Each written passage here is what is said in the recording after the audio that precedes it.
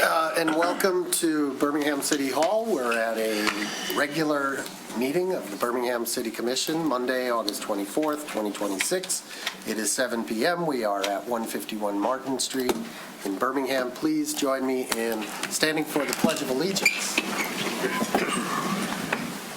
I pledge allegiance to the flag of the United States of America and to the republic for which it stands, one nation, under God, indivisible, with liberty and justice for all. Ms. Bingham, if you could please call the roll. Mayor Ballard? Here. Mayor Pro Tem Long? Here. Commissioner Hay? Here. Commissioner Hopes? Here. Commissioner Cole? Here. Commissioner Kozowski? Here. Okay, we have proclamations, congratulatory resolutions, awards, appointments, resignations, and confirmations, administrations of oaths, and introduction of guests and announcements. So our first announcement is a happy birthday to Commissioner Host, and we usually permit the birthday boy or girl to have happy birthday sung, and the answer to that is no. So we're going to move on. Join your friends, Jim Nash, Oakland County Water Resources Commissioner, and the City of Government of Birmingham, Michigan, for an afternoon of education and bug fun. See how stormwater moves through our community and why it matters. Friends of the Rouge monitoring team will be leading a bug hunt where you will see some of these important Rouge River critters up close and learn why we look for them. This is Saturday, August 29th, from noon to 3 p.m. at Linden Park. I was led to believe that hot dogs would be served. I didn't know nothing about this event. Okay, hot dogs may be served. I have to admit, I suggested this event, and it's because many of our residents do not know what sits underneath Linden Park, and it is a massive CSO drain, retention basin. It's as big as a 6-story building under there, and there is a beautiful building, a stone building on the property that sort of the control center for that, and they're going to be explaining how that works and maybe giving us a look inside. I have some announcements that are not on the agenda. First, as promised, as usual, an update on the Community House. The board of the Community House Foundation has approved the formation of an executive committee consisting of its officers, President Anthony Long, Vice President Ava Kirkman, and Treasurer Rob Bowen, as well as myself and City Attorney Mary Kucharek. This was in an effort to move things along as quickly as possible. The committee has no decision-making authority and is bringing all of its findings to the full board for discussion and decisions. Also, the board has voted to authorize the executive committee to enter into negotiations with Cutting Edge Cuisine to provide hospitality and other services to the house. Come in.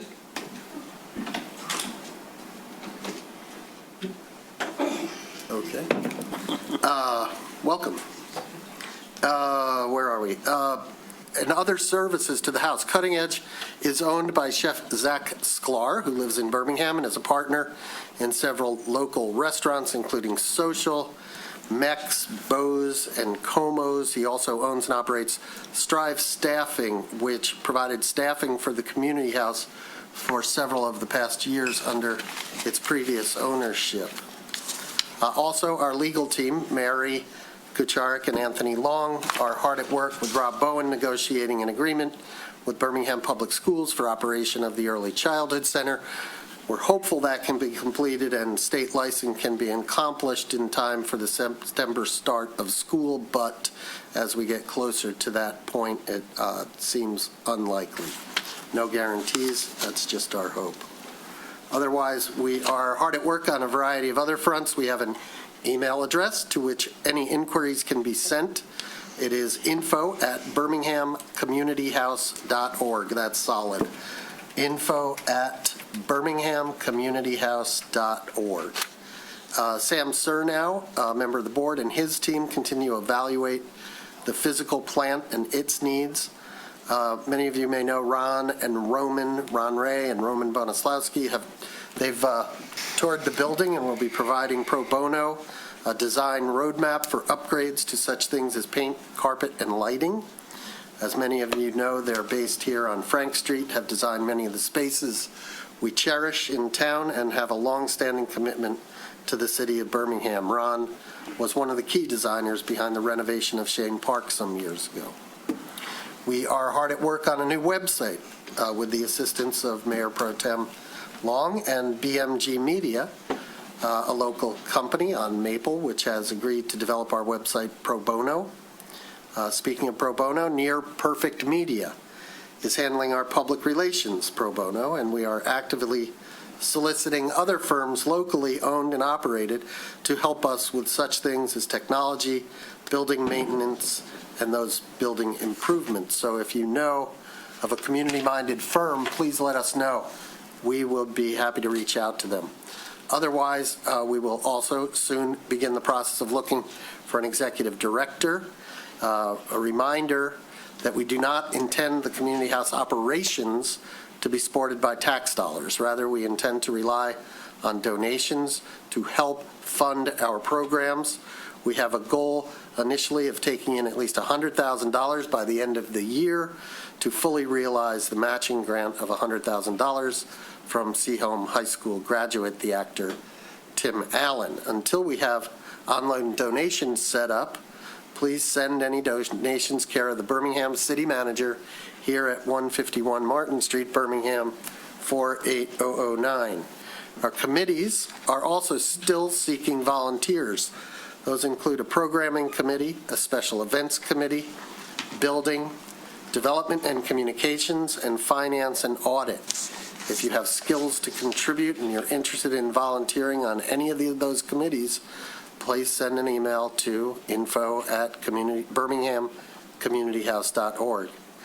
And finally, a very important reminder that if you or someone you know have or intend to include the community house in your estate plans, it's important that those plans be reviewed so that the money goes to your intended recipient. The owner and operator of the building at 380 South Bates Street is now the City of Birmingham Community House Foundation and not the former owner, which was known as the Community House Association. I know it's confusing, but this is crucial for anyone who wants their gift to go to the historic house on Shane Park. Now for a change of subject, I have another bit of announcement. I want to take this opportunity to address something some of you may be here for tonight, and that is some recent incidents downtown, many observations that we've all heard in the past week or so that downtown doesn't feel safe at night during the weekends anymore, and what we're doing about it. Our new chief of police is here tonight as well, and he will be making some remarks in a moment.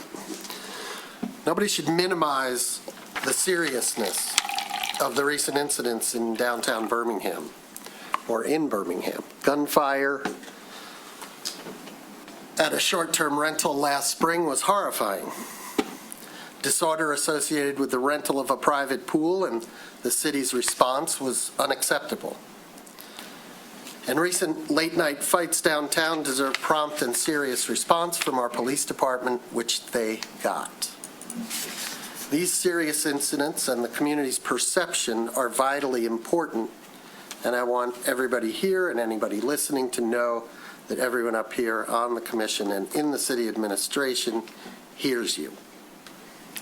I heard someone on TV say that commissioners ought to take a field trip downtown, as if we commissioners don't regularly visit downtown.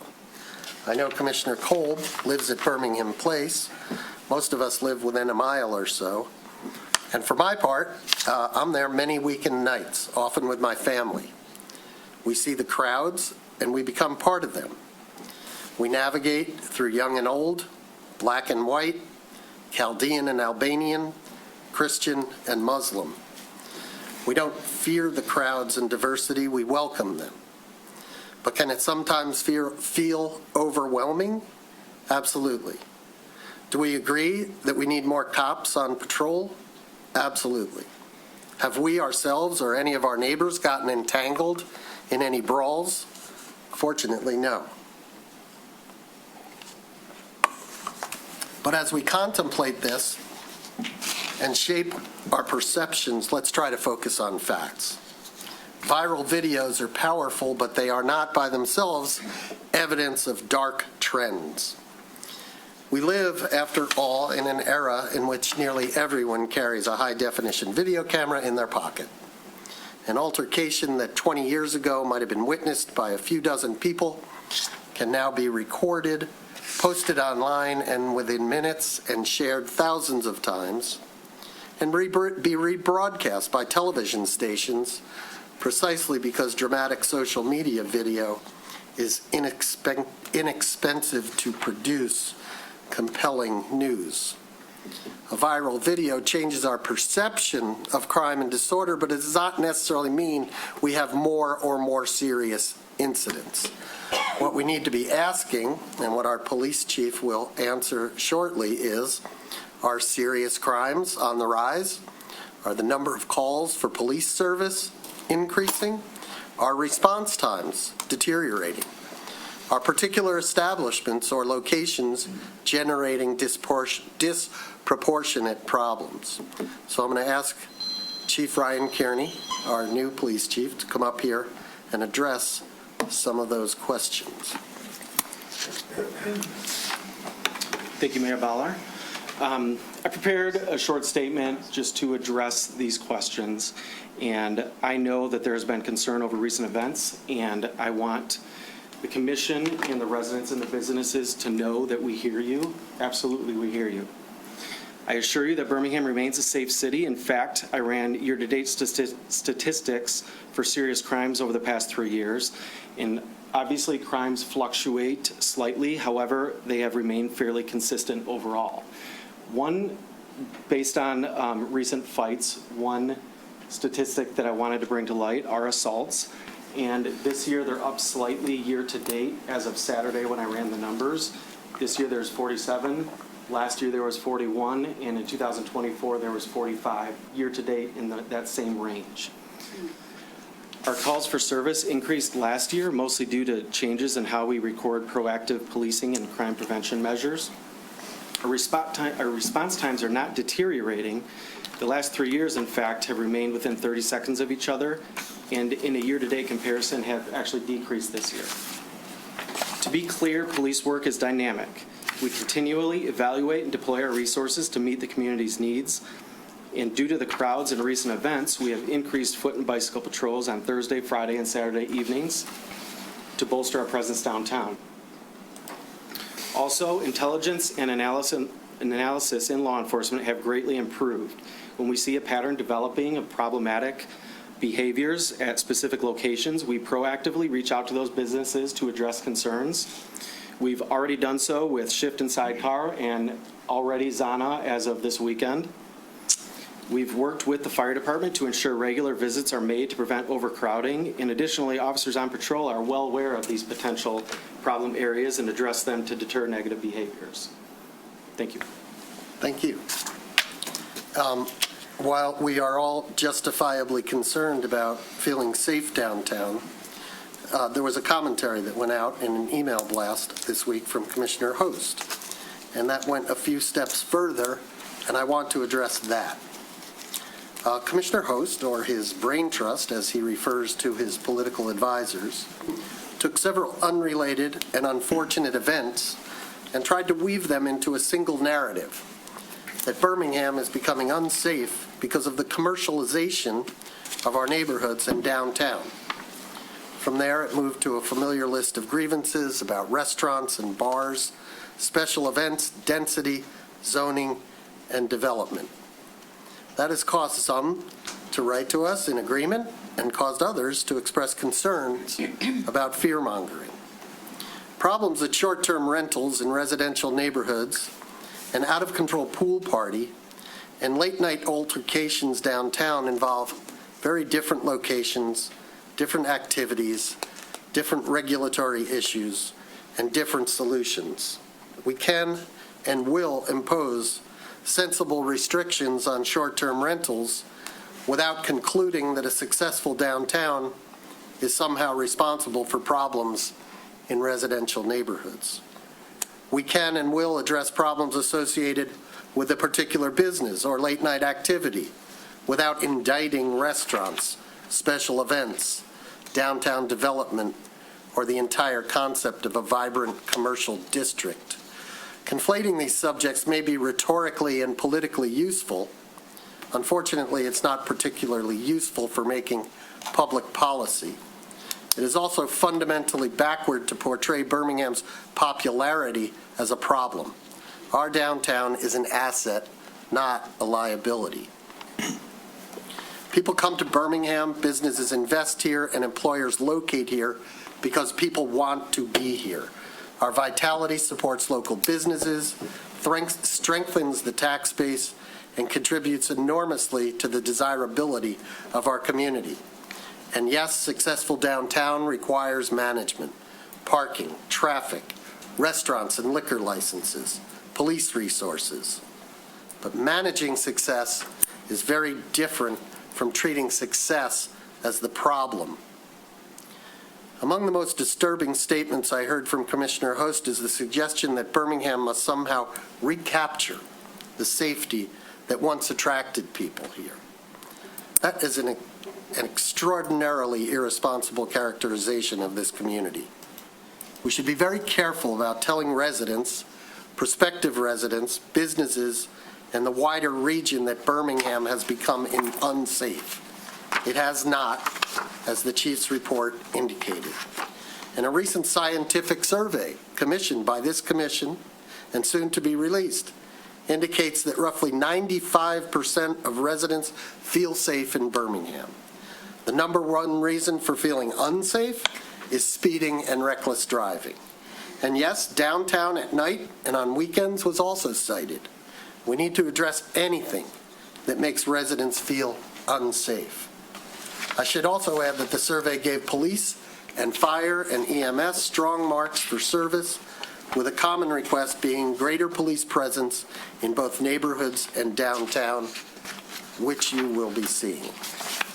Will more unfortunate incidents occur? Almost surely. Are we doing our best to prevent them? Absolutely. Do statistics indicate any dramatic increases in the kinds of incidents that would demonstrate that our community is unsafe?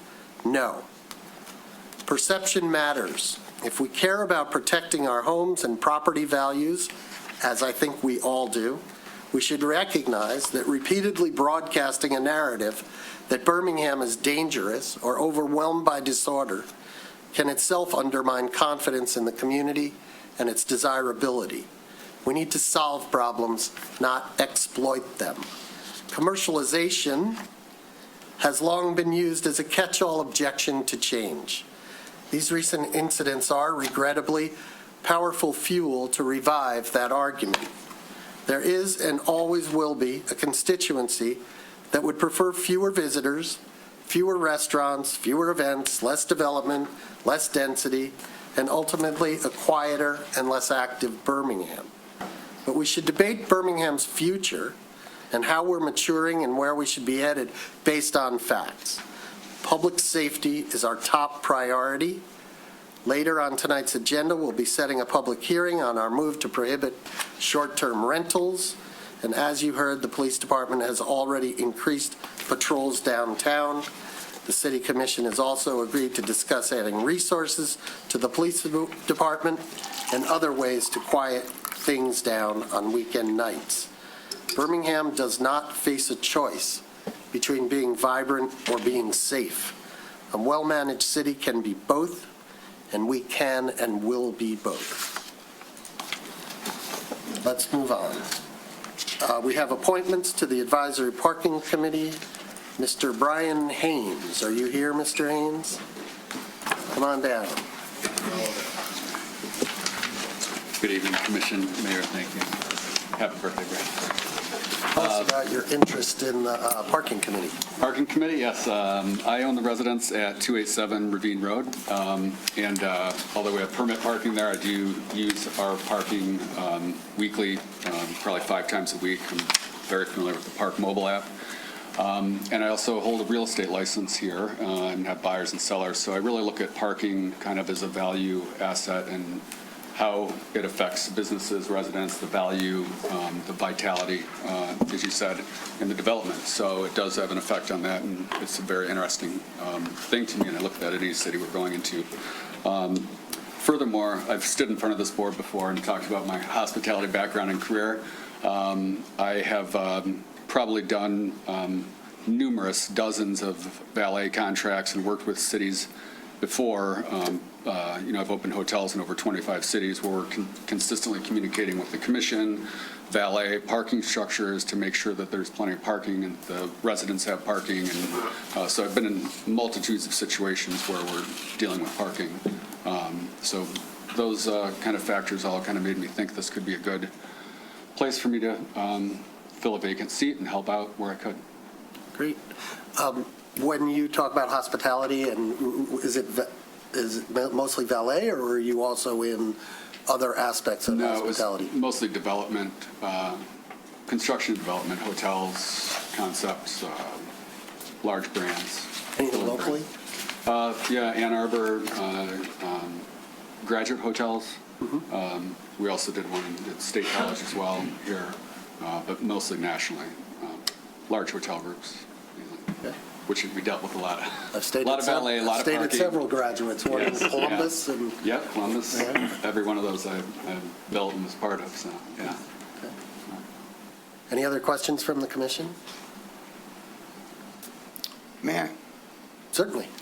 I'd like to appoint Brian Haynes to the Advisory Parking Committee as a regular member, a retail representative, or a resident, retail representative to serve a 3-year term expiring. Let's discuss that, because I don't think he's a retailer. Okay. We have We'll go for openings the for a resident. retail, a resident, a member who owns property, owns a business, or works in the parking assessment district, or you probably don't want to be an alternate. Those are the 3 positions. Which one do you believe you are best suited?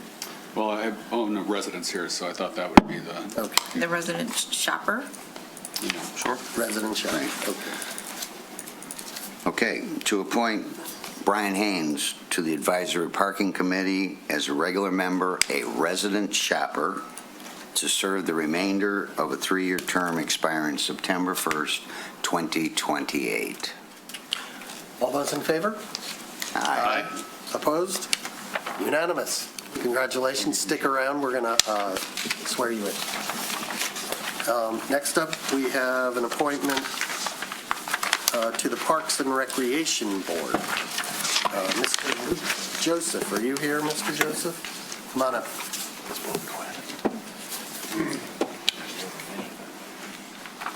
Good evening. Thank you for having me here. Happy birthday. I've been a resident of Birmingham for almost 10 years now, I believe. Time flies. I live on Pierce, so not too far away. I always walk downtown and I enjoy the parks, and the closest park to me is Barnum, but I also not far away is Shane, and Booth is a little bit further, so I use them all. And when my kids were younger, 10 years ago, obviously we were using the parks, but now they outgrow it. So I see other people do it. I join the movies in the park when they have them in the summertime. And the reason I'm doing this is because I feel, well, first of all, I like to give back to the community. I think it's a really important part of my upbringing and my background and how I like to help the community. And being a resident, I feel it's really important to keep the parks clean and safe, and making sure that it reaches as many people as possible, whether they are residents or non-residents. A lot of people, we mentioned earlier, they come into Birmingham from different areas for dining or for movies or whatever, but they actually sometimes come for the parks and other, entertainment things. So I would be honored to be part of this committee and look forward to serving. Thank you. Mr. Joseph, you are a trustee for the Birmingham Public Schools, is that correct? Yes, sir, this is my last year. Oh, okay. And I think we've already discussed, there's no conflict between those two positions. When does it occurs to me, the board meetings, when are the meetings of the Parks and Rec Board, when are the meetings? We don't want you to not be able to attend one meeting because you're obligated to attend another. Have you looked into when the Parks and Rec Board meets? No, sir. Okay. Yes, Commissioner Host. Mr. Joseph, didn't you attempt to get on another board while you were a trustee of the school district? That was earlier in my tenure, yes. Yes. This is a similar situation. I truly feel it's a conflict, but maybe our attorney wants to weigh in. It is not a conflict. I don't think that these are two separate entities, two separate boards, serving two separate purposes. He does not have a fiscal interest. He doesn't have a personal interest. He doesn't have an ownership interest, pecuniary interest. Therefore, I don't see any conflict of interest. Yeah, but That said, he appeared in front of us before, and it was agreed that it was. what was that for, do you recall? No, I don't know. I forget. I'm concerned, I'm slightly concerned by this, whether it's an actual conflict or not. My concern is that you haven't expressed what skills you plan to bring, what point of view, what value add you're going to bring to the Parks and Rec Board. I respect that you're a resident who wants to give back, Right. and that board has coming up a lot of work to do with regard to updating the Parks Master Plan. So that's my concern. Just to tack on it, I also, from my point of view, to be blunt, I was surprised to see how limited the information you provided on your application was. If you really want to do it, I would have expected to see much more what we normally see, which is a page and a half of information of benefits you bring to the community and to the board itself, and didn't see that at all in the application. Commissioner Haig. Yeah, I mean, you're sort of hearing, I remember you applying previously as well. I don't remember what the board was either, but I do remember you. But I'm getting the impression you're just kind of bounce from one to the next, to the next, to the next, and there's no focus in it. And I don't get it. I mean, I'm sorry. I know you and I have spoken outside of here a few times on various things, but I don't get where the focus is. It's I'm missing something somewhere. The dots aren't connecting for me either. Okay. And kind of to his point, reason for interest, explain how your background and skills will enhance the board to which you've applied, serving the city and community. That's all you wrote. The dots get further apart. You see what I mean? I understand, sir. Feel free to respond. Whenever it's my turn, I respect your input first. Well, I think you've gotten three or four of us say roughly the same thing, so I will give you the opportunity to respond. Okay, thank you so much. Well, first of all, a few years ago, I did I wanted to become on another committee. I believe it was the... Housing Board of Appeals in 2020. Yeah, I was a member of that, but that was before I was elected. But I wanted to be a member of another one. I think it was the Development Committee, if I remember. And I was early on in my tenure and honestly, at the time, I didn't think there was a problem because being a part of the committee, and I see that as the same thing now, the only difference is I'm not running for re-election. My term expires in December, and I feel that this is the right time for me to come back to the city of Birmingham, not necessarily hopping, because I've always wanted to, so I took the time off to serve this, the school board. As far as maybe it ages me a little bit, but the last time I applied, it was a piece of paper, so this time it was online. I was a bit confused, and that's my fault. I take blame on it. But really, I have an extensive background in business. I'm an accountant by trade. I deal with a lot of businesses, including non-for-profits. As a matter of fact, I used to be a CFO of a major non-for-profit. And I feel that having that background and being involved in the community through the education portion, I would like to bring it up to the city portion, if you allow me to, and bring that expertise that I've held for 6 years, very honorably so. And being a resident for almost 10 years, I've been through a bonding experience. I've been through many, interesting public events, that target the education board. So I'm ready and prepared to, if something happens like the millage or whatever it takes, improving the parks. And that's really the reason I want to do, you're probably wondering why I'm doing the parks. It's not about hopping. It's about, I could have picked anybody else, any of the other communities, or waited for a committee, another committee that would maybe fit me better, I guess. But I felt that Parks and Recreation is open to everybody, statewide. Obviously not, somebody from Traverse City is not going to come and visit us, but technically they could. But this is the reason I want to offer the best that Birmingham has to offer from that perspective. And I would appreciate the opportunity. I think that you would have somebody who's committed and dedicated, and you would see that I would bring a lot of effort and an asset to the city and to the committee. I can promise that. Let's bring it back. Commissioner, Temporary Mayor Pro Tem Long. Thank you.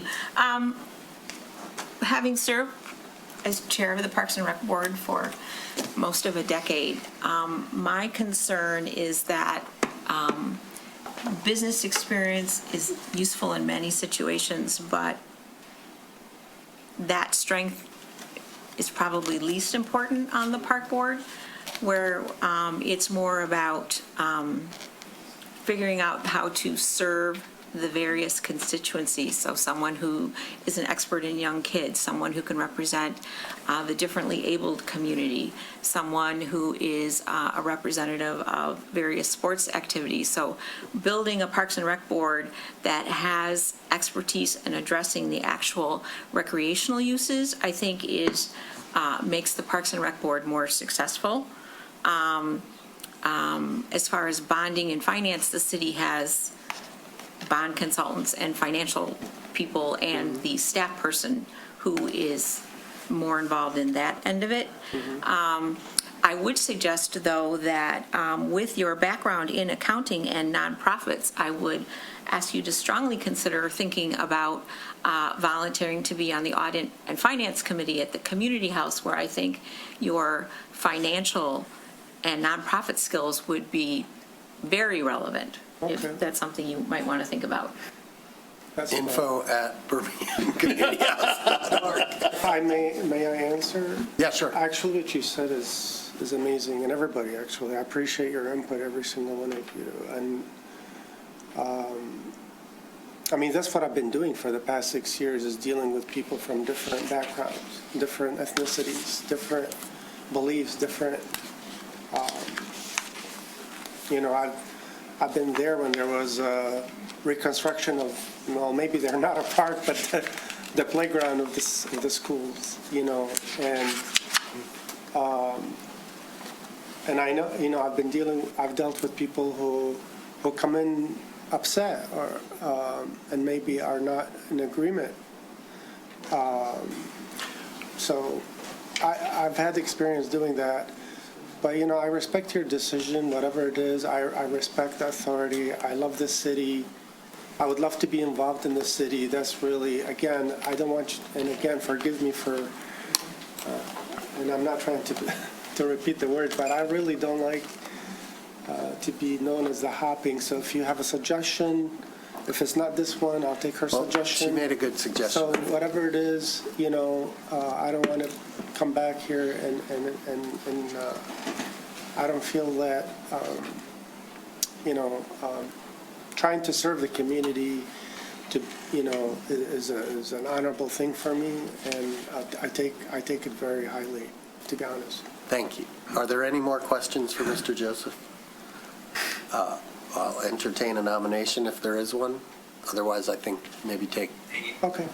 Mayor Pro Tem Long's advice. Okay, thank you so much for your time. Thank you, sir. Thank you. Next up is the Public Arts Board. Ann Ritchie, are you here? Anne couldn't make it, but she would be willing to reschedule. We had a last-minute email from her about Is that. she not She's a repeat, isn't she? already on the board?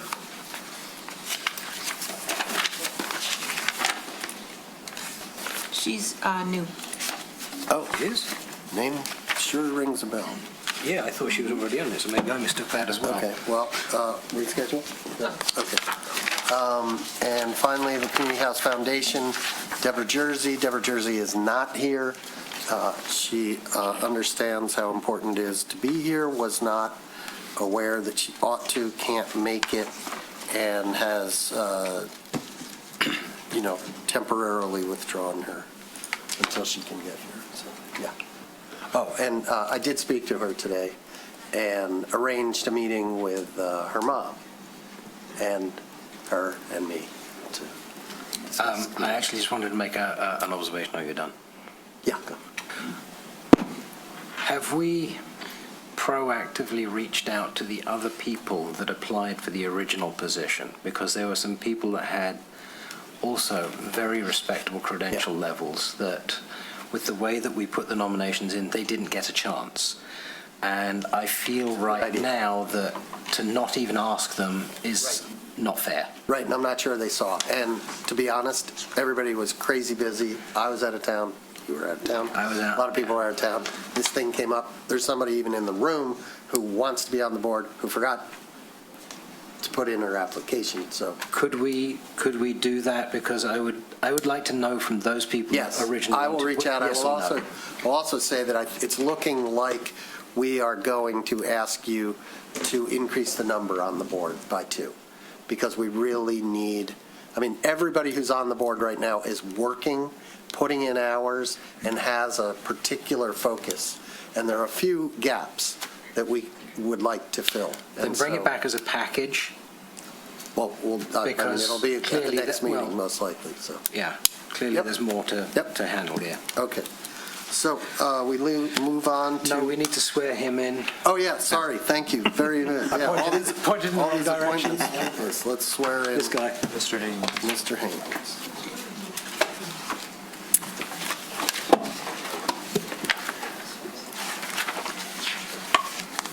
Raise your right hand and say, "I do" after me. I do solemnly swear or affirm that I will support the Constitution of the United States of America and the Constitution of this state, and endeavor to secure and maintain an honest and efficient administration of the affairs of Birmingham, free from partisan distinction or control, and to perform the duties of the Office of Advisory Parking Committee according to the best of my ability. Sign, open, and then I'll fill in the blank.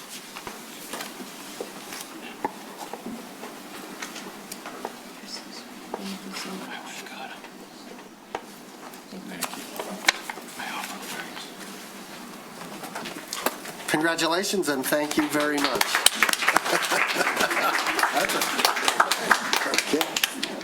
And now we move to number 4, open to the public for matters not on the agenda.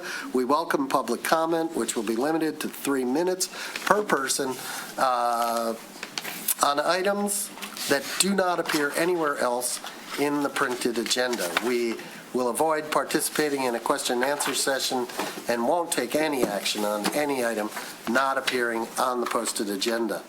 If it is on the agenda, you'll have an opportunity to speak when that item comes up. So if you have something to say, come on to the microphone, state your name and the city of residence, and direct all comments to the chair. Hi, my name is Diana Lopez Negretti. This isn't my first time speaking before the board. I live in Birmingham on Ruffner. There are a few things I'd like to talk about today. I actually saw Mr. Host yesterday at the farmer's market, and we had a conversation. I do agree with the statements you made earlier, Mayor Baller, about the safety in Birmingham, and my complaint is very similar to a complaint I had a few months ago when I came and spoke, which is the noise and the safety of it. I think that is the biggest issue that is driving what is happening in downtown Birmingham. And I know that everyone can say, oh, well, you choose to live in a city. I didn't choose to live near a highway where people are going to be speeding at 12 a.m. on a Tuesday night. I don't appreciate it. I don't think it's great. I think that is what is ruining the community. I don't think it's commercialization. I don't think it's any of these different groups that are coming in and perhaps taking advantage of short-term rentals. I've lived in major cities many times in my life, so things like that are not a surprise to me. Maybe they are to a lot of people in Birmingham, but it's really not a shock to me when things kind of go awry. I think the problems that we have in Birmingham are fairly limited. When I read the Eagle, it's like, oh, somebody's wallet was stolen. It's not that big of a deal, considering that we could have a lot bigger problems. For me, my biggest concern is the noise. It's continuing and ongoing and relentless. It does not seem to change from April until it snows, and then possibly it kind of stops. I think something more needs to be done, and that was my request last time. You know, I look around at this board, and I am still seeing it as one member short. And what I think could really happen in a thriving, growing community could have been the election of Deborah Horner, who had a background in public policy. Because as the city continues to grow, you're going to encounter more and more problems. And having someone who has that experience, I think, would have been very beneficial, because it appears that this board doesn't have that public policy experience. And that is something that I think would be really critical, because the city's not going to stop growing. There are multiple apartment buildings going up near where I live. Now, when it comes to noise and safety, that's where I feel most unsafe. Just because I've chosen to purchase a house on the other side of Woodward, does that mean I'm not allowed to cross Woodward? Because it certainly feels that way. Because cars drive really fast, they don't obey the law. The last time I was here, a woman's husband was brutally murdered because a car wasn't paying attention and hit him. And I don't think that we should continue to feel unsafe walking around our community because people are speeding and they're driving fast and they're revving their engines and things of that nature. I don't necessarily know if more police is going to solve that problem, or if it's better laws that are being implemented in terms of a lower speed limit in Birmingham, sound ordinances, like Jason Hoskins is working on a bill. He's up right now for the state senate, as well as with Natalie Price. I don't necessarily know, because we have flock cameras and they didn't seem to stop the fight. And I don't feel comfortable with flock cameras, knowing the abuses that have stemmed from several of them throughout multiple communities. So if we want to continue the bedlam in Birmingham, whatever, I don't necessarily think that's the best storyline for me. I really think it comes down to sound, noise ordinances, and making sure that you have a robust board that has the skills needed to help a thriving city grow. Thanks. Thank you very much. Thank you. Hello, my name is Robbie Galloway. I live on Lake Park Drive. I've lived there since 2015. I have also been called Becca Galloway, and I have work experience in New Jersey, the Barrio, and Cambridge, Massachusetts. I am here on behalf of Batgirl, who wishes to remain anonymous. I guess she selected me to talk about the crime and pedophilia that she has seen, because not only do I have a personal relation to Sloppy, but I also have a lot of time on my hands. Batgirl volunteers every single night to scour the neighborhood of Birmingham for little kids running away from home between the ages of 6 years old and 8 years old. And not only is it always the result of getting that kid into her car, but also a kind of disturbing third grade banter between her and Sloppy, who's very much so trying to impress and gain the trust of the little kid. About a year ago, Batgirl shared with me that she wasn't able to get to the kid in time. Sloppy drove that kid to an apartment in Grosse Isle. Then, while she was standing outside, could hear screams of a little kid, and then actually witnessed Sloppy throwing that bloody body into the Detroit River. I am very grateful for my presence here at the meeting. I hope that I've served Batgirl well, and I'm not misrepresenting her. And I also want to apologize to all of Birmingham here for the attention that I get from little kids in Birmingham. It's very embarrassing for me. It's very scary for me because I am not, a friend of their parents. And, it's overall, generally, all things considered, it's not a problem for me. And I hope that as one result, parents of little kids or any kid under the age of 17 will ask their kids openly, who is Batgirl? What does she do? Thank you. Thank you.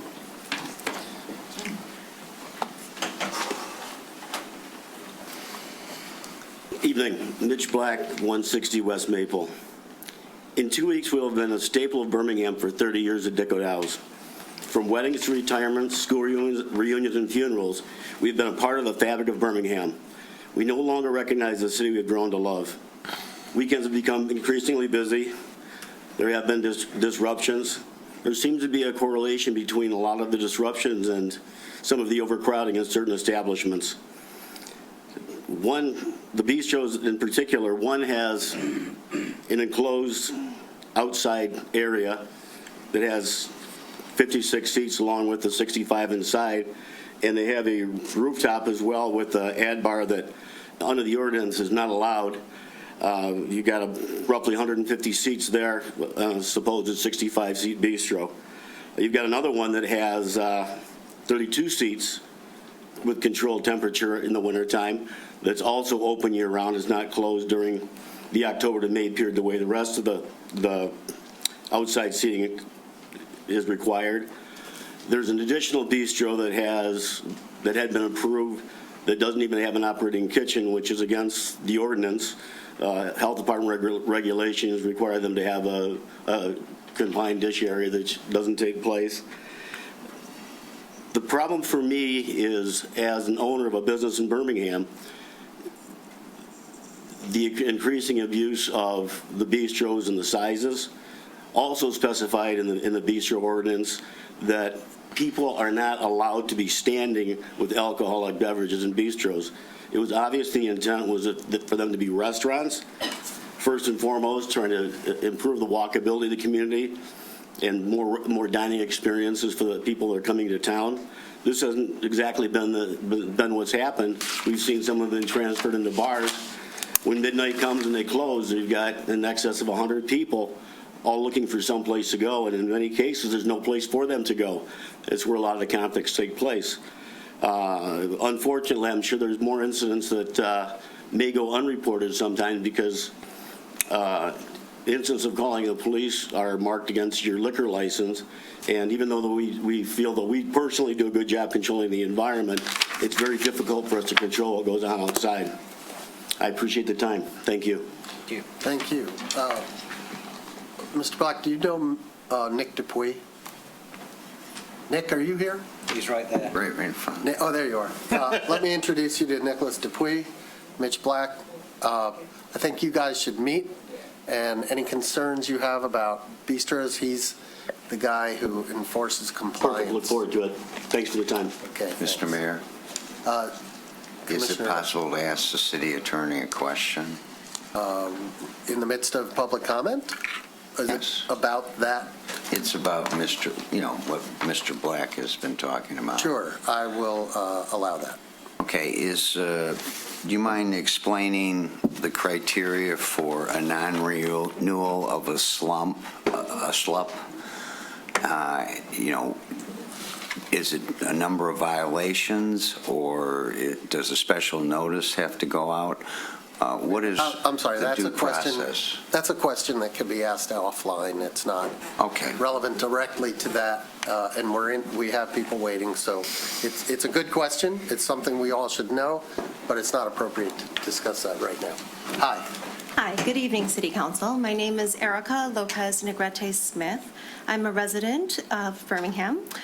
We've been living here, we've moved in Birmingham in 2018 to 2021, and we moved back in 2 years ago. So we've been living in Birmingham for a while. What I noticed when we moved back to Birmingham are significant changes in pedestrian safety. My concern is that we have drag racing that occurs basically down our streets from April until it snows. My sister was the person who spoke prior to me. My concern is that I'm a runner. I like to spend time outside. We live in a neighborhood with children, and there are a lot of distracted driving, speeding down side streets to rev up to go do your little drag racing down Birmingham. I understand that this city council is powerless to change the speed limit or put a noise ordinance. But what can be done is some safety, there should be a traffic study done of the city. There should be a safety, looking at general safety, and there needs to be speed bumps in neighborhoods so people slow down and stop being distracted down our side streets where our children live and play. I'm concerned when I see a child on the bike, children on scooters. We don't want children on phones. In fact, we banned cell phones from our schools. But we want children to be outside, yet we're not providing a safe environment for them. We need speed bumps. We need signs that show your speed so people slow down. People are going too fast in our city streets. People are using their phones. If you've looked at, I drive all around. I commute to Detroit every day for my job. I would tell you, most people are on their phones 95% of the time they're operating their motor vehicle. There are things that can be done to make things safer without, I know Jason Hoskins and Natalie Price are still trying to get this bill through. Natalie Price has been extremely responsive with that, and I've also spoken with Jason Hoskins personally. However, I'm a resident and a pedestrian. We're all residents and pedestrians in the city, and something needs to be done on our side streets. We have the ability to do that. I know we cannot change the speed limit on Woodward. I know that you can't stop the noise of these mufflers and cars and all these classic cars. However, we can hear noise pollution. There's particulate matter pollution from these classic cars going down that pollute our air, our lungs, and our children's air and lungs, and something needs to be done. Like something simple as speed bumps and slow your speed signs on all of our side streets that border Woodward would create a sustainable solution to help this persistent issue that we've been dealing with as a community. Thank you. Thank you. Thank you.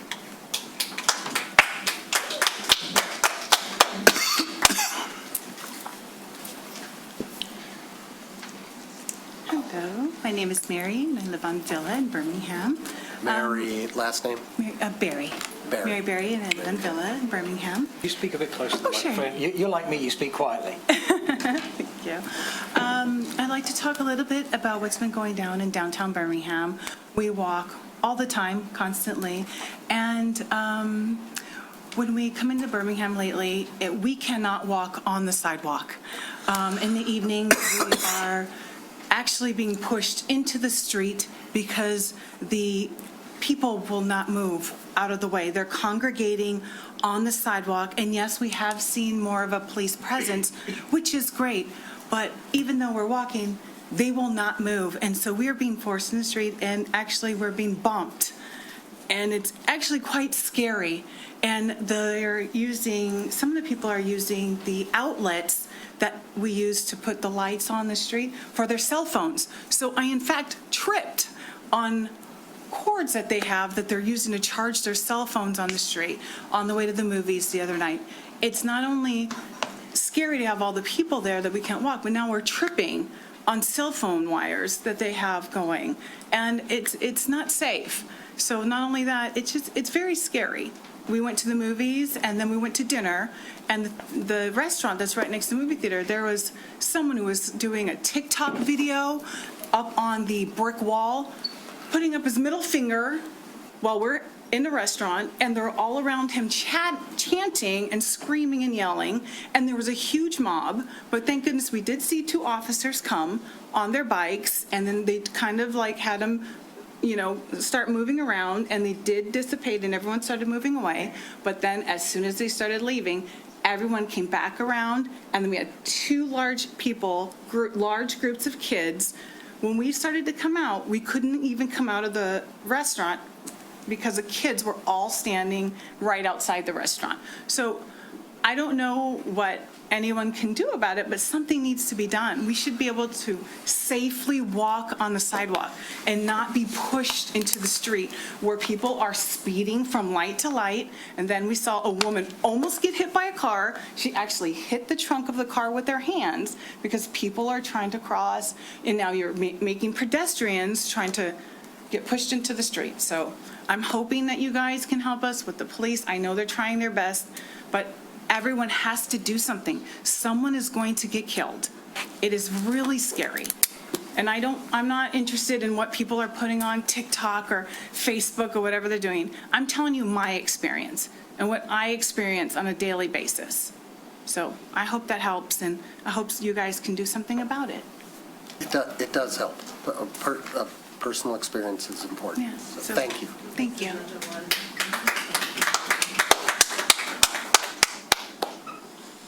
Good afternoon, Mayor. Let's not applaud, okay? I'm not going to shut it down in the midst of it, but that's not appropriate.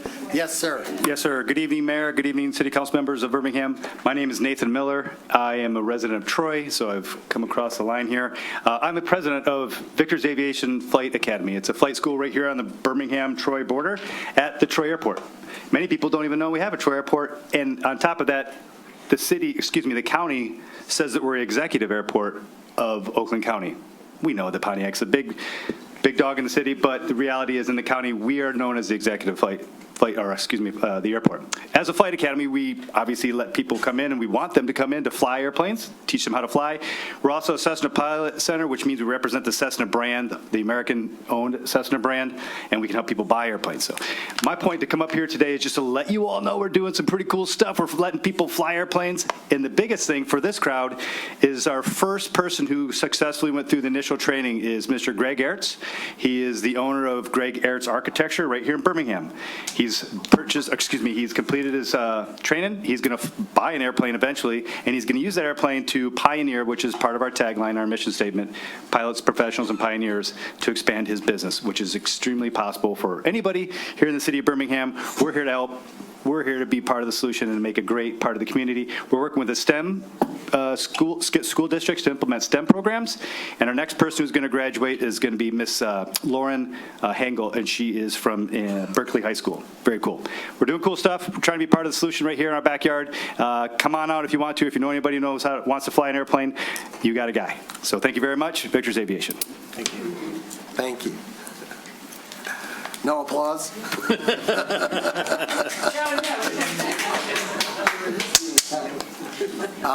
Okay, final call online. If you're online and you would like to make a comment, use the raise your hand function on Zoom. If you're in the room, come on up.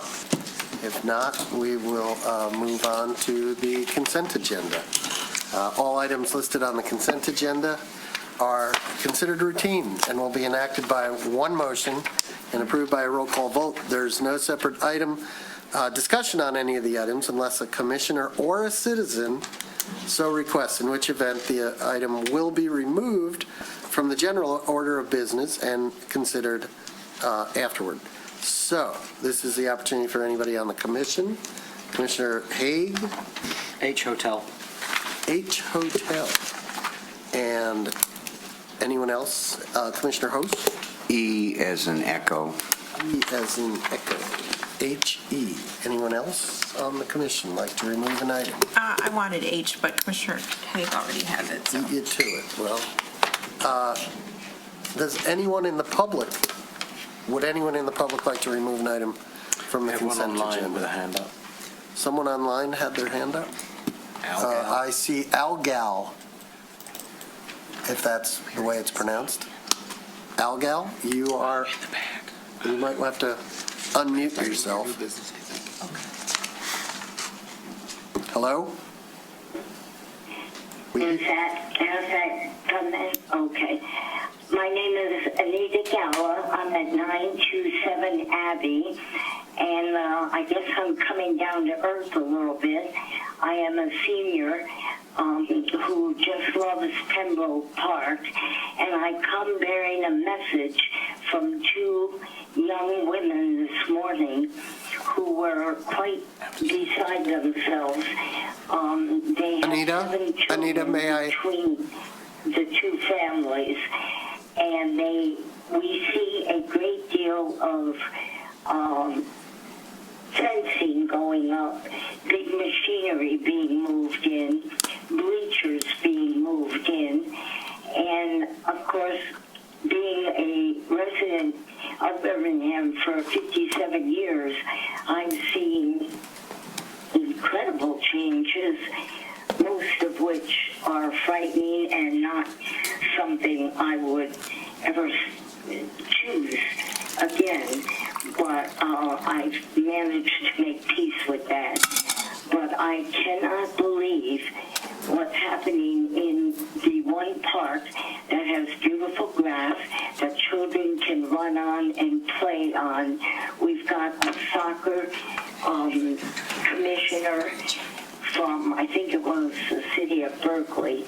They have soccer coaches using our facility to train young boys, and they did that in July. I don't know the full schedule, but I know it ended a short time ago. But now it seems that these tiny ones from the age of, before 2 years old to 6 or 7 before school, they just want to run and play. They don't want artificial turf. We want the grass. We want the beautiful mature trees. We want the beauty of Pembroke. And we are very much hopeful that we will work to preserve that. We shouldn't be bad copies of anybody else. We have a lot that's unique here, that is of value, of worth, and morally sound, especially for our children. And that's pretty important. And I speak for these two young women because they were just hungry for information. We don't know what's happening to the park. We don't know why. We don't know what's being taken care of or taken away from, what's being turned into perhaps concrete or some sophisticated ride. We don't really need these. These are very small children, and moms and dads, many dads, as a matter of fact. I'm there almost every day, just walking the perimeter and being blessed by the beauty of this speck of country that we've still maintained. Well, Ms. Galloway, thank you so much for your comments. We really appreciate it. We're going to move on now. We're in a section of the agenda where we are about to take an important vote. So, thank you. You're welcome. Okay. Where were we? Removal of items from the consent agenda. I think we've removed. Can I get a motion? Yes. I'd like to move the consent agenda as posted, excluding items E and H. Second. Roll call, please. Commissioner Cole? Yes. Commissioner Kozlowski? Yes. Commissioner Haig? Yep. Mayor Pro Tem Wall? Yes. Mayor Ballard? Yes. Commissioner Host? Yes. Okay, item E, resolution to extend the existing master service agreement with OpenGov for a 3-year term at a flat annual amount of $37,000 and change for a total cost of $113,000 over the next 3 years. Who removed that? Host. Commissioner Host, you removed that? Yeah, it is. My name is Anthony Peasley. I'm the Assistant Finance Director for the city. Mary's on vacation, so Anthony. Oh, okay, okay. Okay, let's find out what his issue is. Well, the question is, OpenGov Enterprises has a lot more modules than budgeting and planning, has the city staff requested OpenGov consultants to evaluate the potential for the city to incorporate other modules than budgeting and planning to assist us for more efficiencies in the government? There's the Yes, question. there has been discussion. As of now, it is not the most beneficial track. Right now, BSNA is what we use for the majority of our software. OpenGov specifically right now is just for our online budget book. It helps with the printing and the PDF version of the book, but primarily it's for just that, to give us that freedom to do the digital copy and put it out on our website and those types of things. It was an advancement from the previous spreadsheets that we were using. I think the question, Commissioner Host, is better put to the city manager, as the city looked at OpenGov as an alternative to some of the stuff that BSNA does and its ongoing assessment of technology. Yes, and I think that there's an ongoing committee that the city has looking at what direction we're going to go should we decide to move away from BSNA. In fact, I think Mr. Peasley and Ms. Chavez went to a conference that was all an OpenGov conference where they did discuss many of these modules to try and make sure to see whether or not that was going to be beneficial to the city. So it is not simply financial software. OpenGov offers an array of things that would apply to different departments. You can speak very knowledgeably about what it does for us from a financial standpoint, but some of the other modules. Ms. Bingham, do you have a comment? Clerk's office also worked with the planning department and the building department. We are evaluating their business and building permit licensing software to see if that's going to be a feasible method forward in the future. So we are looking at all of the modules they offer, but trying to think about budgeting, planning, and implementing in a strategic manner. Just a quick question. Are we better waiting then to sign a 3-year deal till we make that decision? Because my guess is this cost will go down quite dramatically. We're not actively working on something that would lead to a fast decision. We're keeping this tool This is something we already because- committed to. Yeah, we're keeping this tool in place because we need it right now, and we're working on building in the other tools when the time is right and the budget's right. Okay. I suspect they would, we get volume pricing no matter when we bought it if we already were a customer. Yeah, I mean, to her point of the budget being right, theoretically, we should be getting a discount, so the budget should be right already, and then it just gets better, but... It's a lot more complicated than that with IT and all the moving parts of the puzzle. It's complicated, data transfers and migration, there's a lot to it. Would someone like to make the suggested resolution? He has to. Commissioner Host? I'll make the suggested resolution to extend the existing master services agreement with OpenGov for a 3-year term of a flat annual rate amount of $37,734.93 for a total contract cost of $113,204.79 over the next 3 years, and authorize the finance director to sign the order form. Second. Roll call, please. Commissioner Hay? Yes. Commissioner Cole? Yes. Mayor Pro Tem Long? Yes. Mayor Ballard? Yes. Commissioner Kozowski? Yes. Commissioner Host? Yes.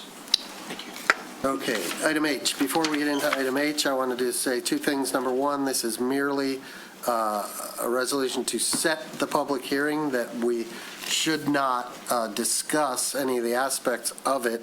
That would not be appropriate, since it's appropriate to have this as a public hearing.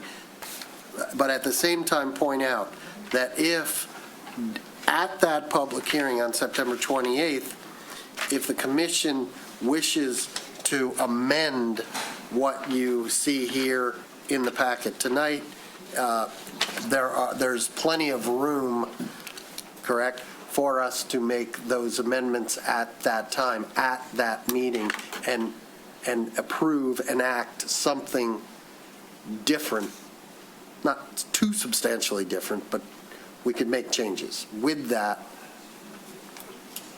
Okay, so, yes, my goal was not to discuss it. You did somewhat, but my goal was not that.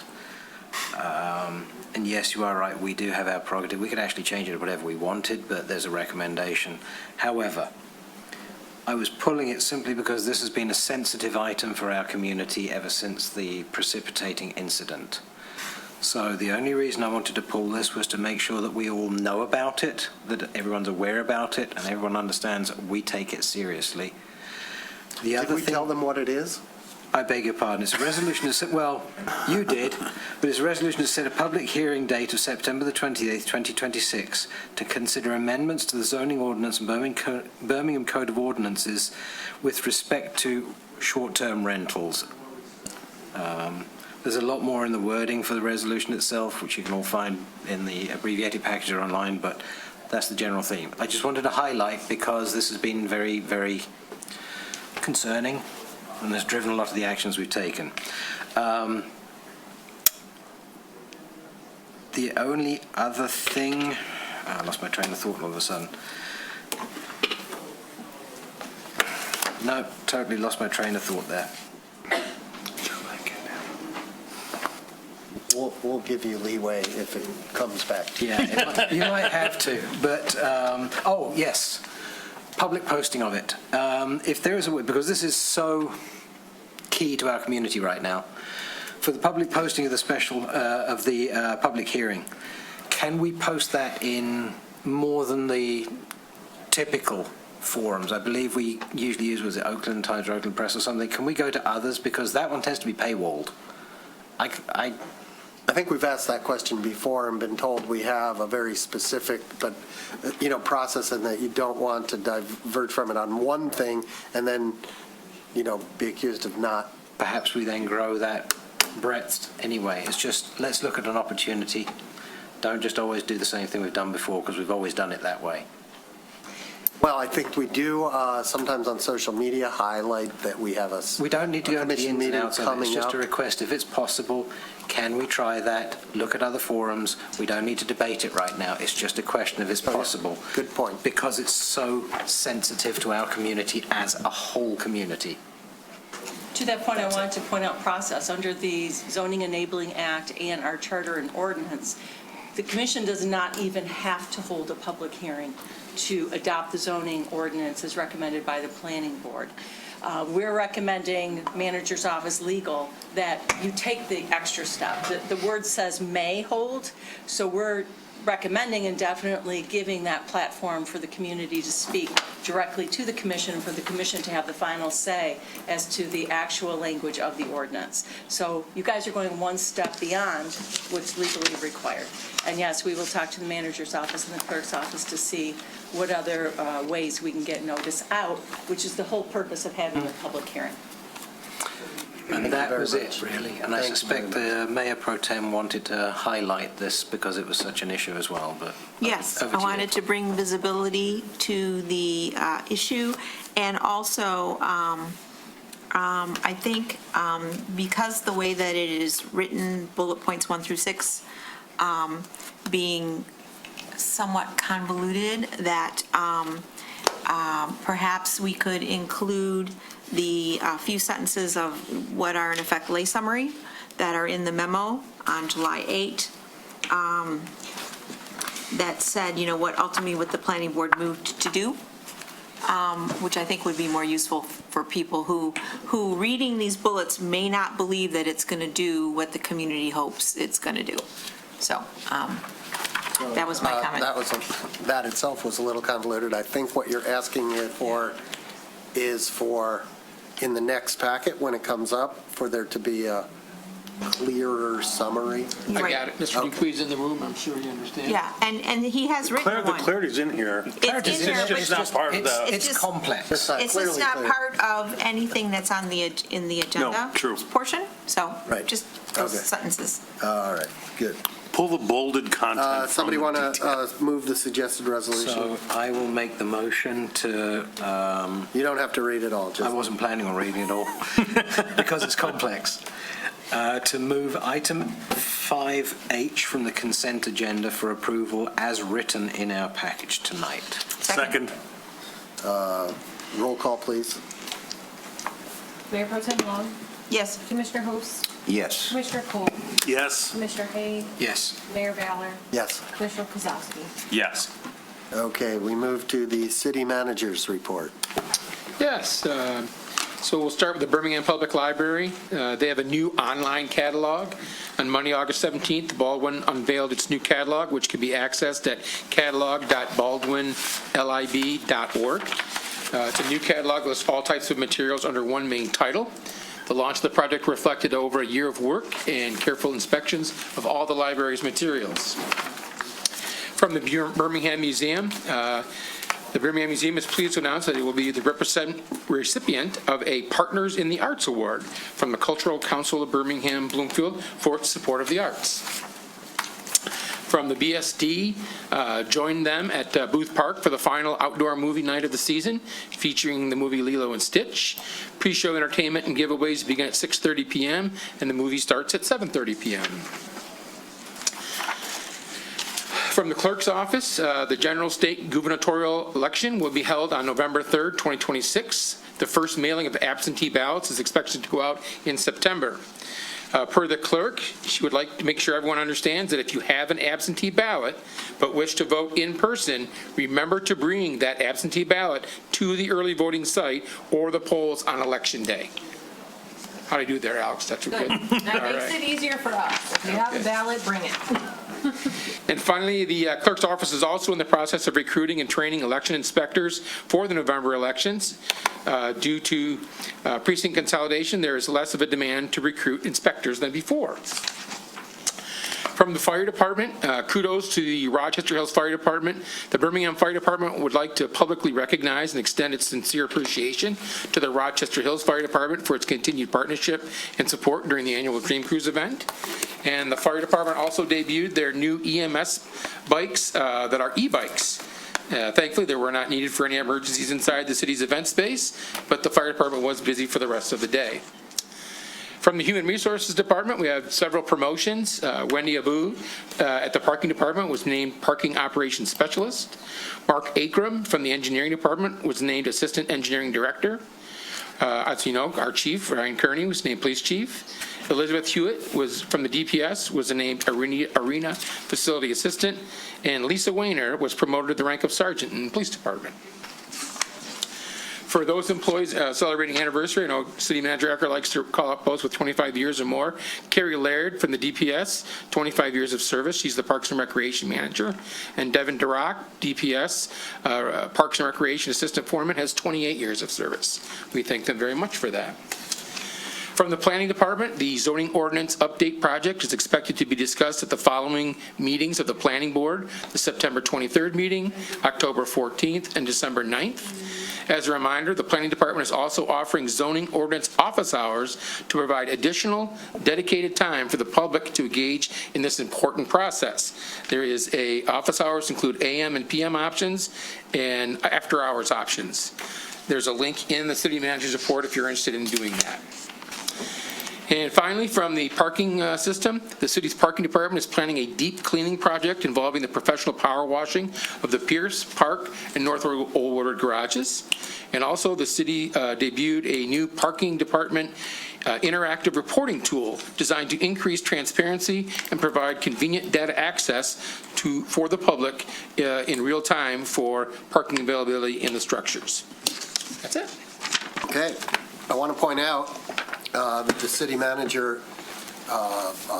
what's the word? Abbreviates, let's say. Yeah, that's just. The report. A much fuller report is available online. You can get it. Just search city manager's report. Does anyone on the commission have any questions for the city manager on his report? Can I just add to what Mark has said? Sure. And that is Dream Cruise night. As far as I know, the worst thing that happened was a SUV missed the Park Street entrance to the garage, and there were, within a minute, 4 of our police cars and 3 from other districts, as well as 4 motorcycle police from Rochester Hills, I believe. The notion is, thank you for the concerted effort to make Dream Cruise such a nice day. Thank you. Okay. We'll take the compliment. We'll take it. And we'll move on to unfinished business. There is none. New business, item A, is a resolution to approve the design-build agreement for the final design and renovations of the first floor of 400 East Lincoln, which will, we hope, be the future home of Next. This is a contract not to exceed $3.15 million. We have, who do we have? We have, thank you, Mayor and Commissioner. We have the representatives from DMC Consultants, Inc. The city put out an RFP for a design-build contractor for the project at the YMCA, a former YMCA building at 400 East Lincoln, which is going to be our new home for Next, for the renovation of the first floor. The city conducted a walkthrough with potential builders, designers and builders. There was 10 or 11 or 12 at that walkthrough. 4 businesses did submit bids to the city for recommendation. There was an internal committee that we had amongst city staff, as well as, I don't know how many are familiar with Don Rogers.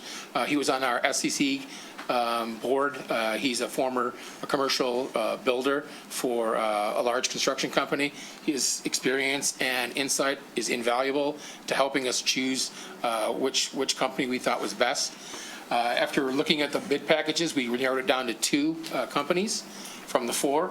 We then held meetings with both of those companies, with Mr. Rogers present, questioned them, talked about the bids and so forth, and unanimously came away from that meeting recommending DMC Consultants here tonight.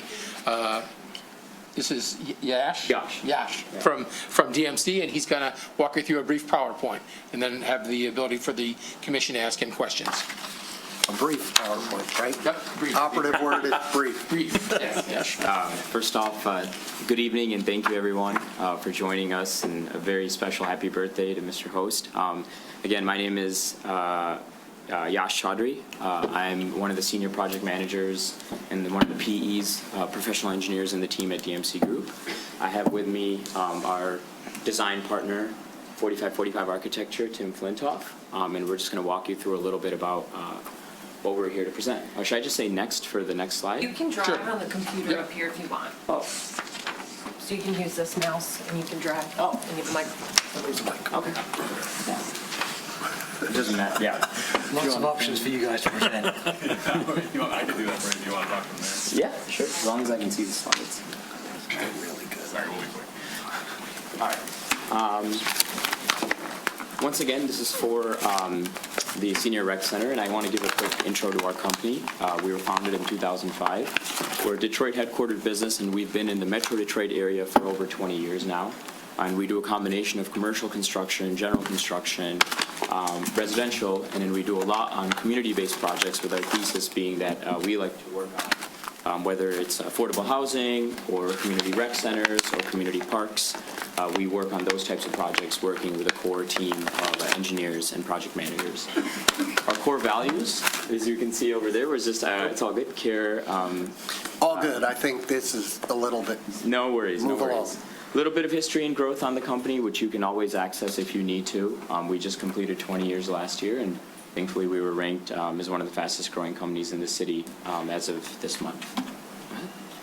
Methodology, as I mentioned before, we're a team of experienced professionals with experience in commercial and residential construction, and we like to have involvement from the planning stages all the way till the closeout stage of a project.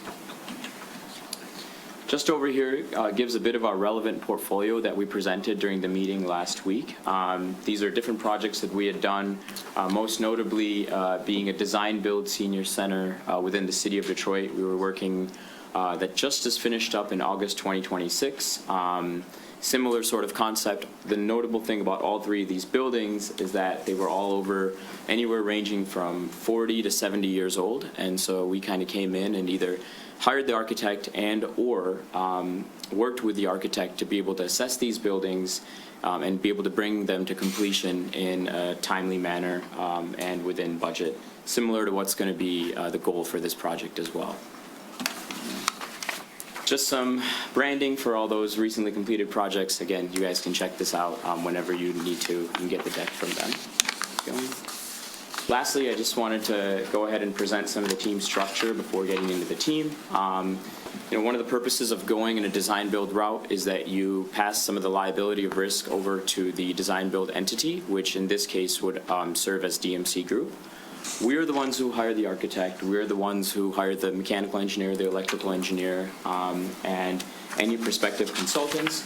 And we work alongside our client, which is the city of Birmingham, and the tenant, the future tenant, which is Next, to be able to deliver your project. This just gives a little bit of the organization that we have within our team and how we will set that up.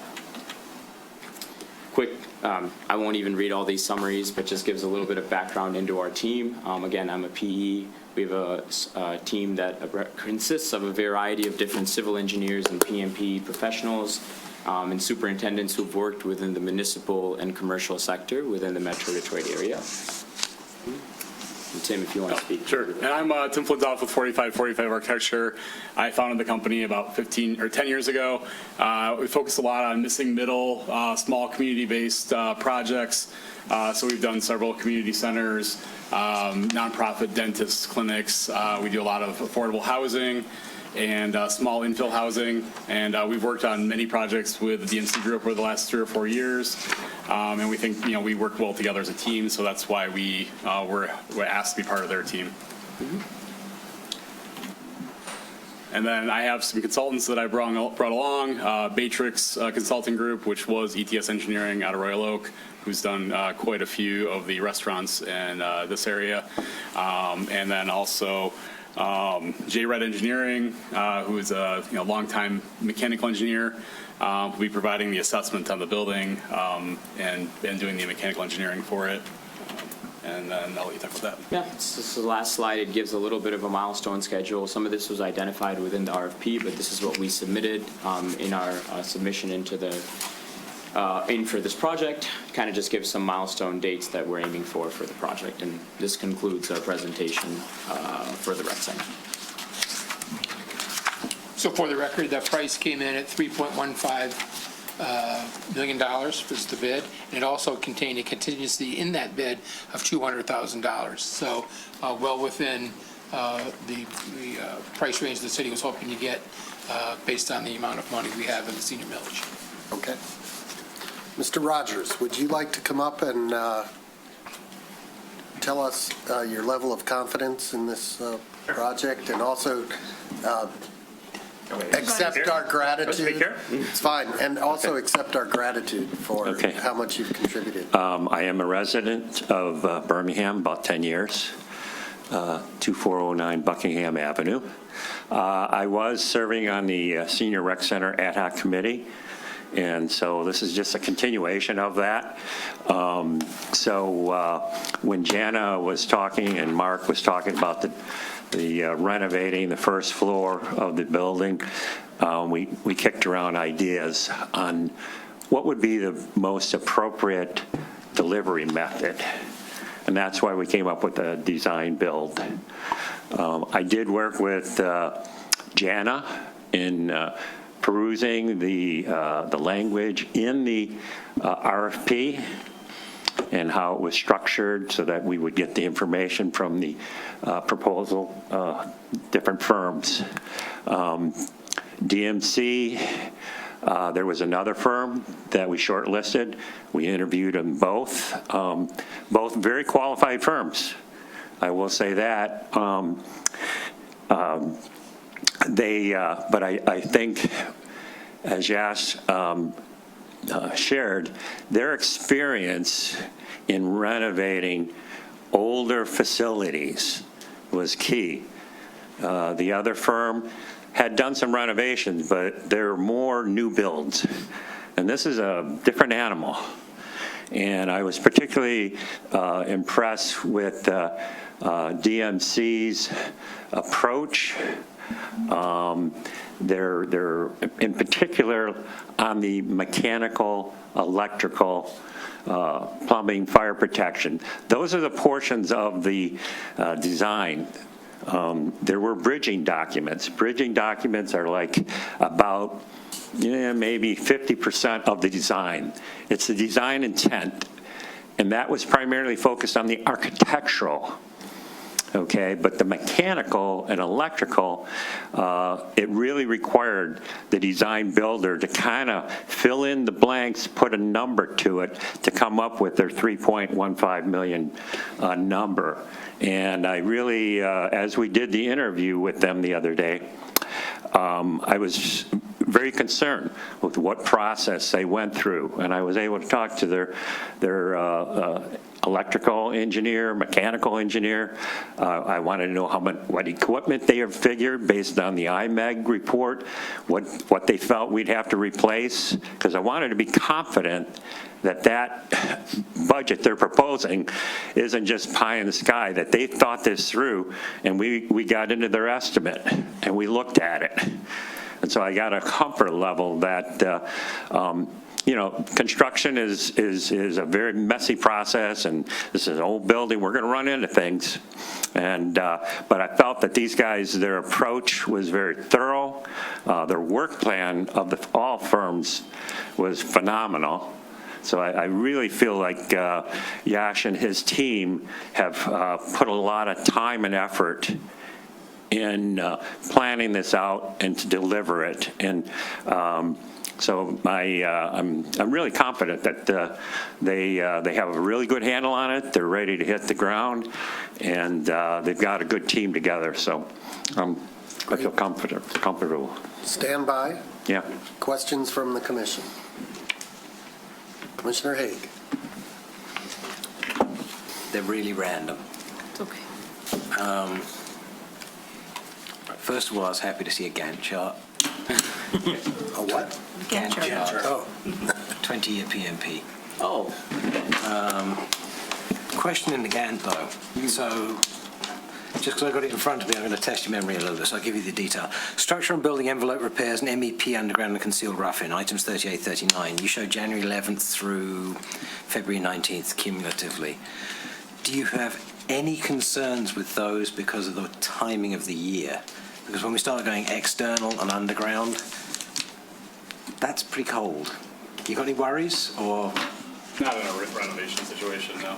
No, even if you find out, because I noticed you talking in some places about destructive investigation, which you have to do, that has a repair requirement. Yeah. So I just want to get your feeling on this. Conditions are acceptable in that situation. We'll be able to handle it. All right. And we temporarily heat the building, even if we're going to be doing destructive demo. We keep the building operating at a heated temperature, because even when people are working inside, they have to be. Oh yeah, it's going to be comfortable working. Yeah. Exactly. So that was one. Randomly going backwards and forwards, and this may not be for you, it may actually be for everybody else. Is Newman Smith completely out now with all of the pre-work they did? There's no using them for background or additional. That's correct. Their contract is complete. All right. They're no longer the engineer of record. Because it's design build, his team will be engineer of record. That's fine. I just wanted to see, because I know they did an awful From a lot of risk work, standpoint. and it was But extremely knowing beneficial. Mr. Stock, if he's already indicated, if there's questions or something, he'd be more than happy to talk to. Wonderful. Thank you. Yep. And it's not like, it was an investment, it's a leg up for us to continue on. It's not. Yeah, it was actually a great. Yeah, I figured. I just wanted to ask. Yep.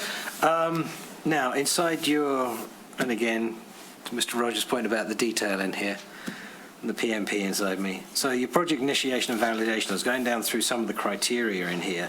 One thing that I didn't see was a change control process.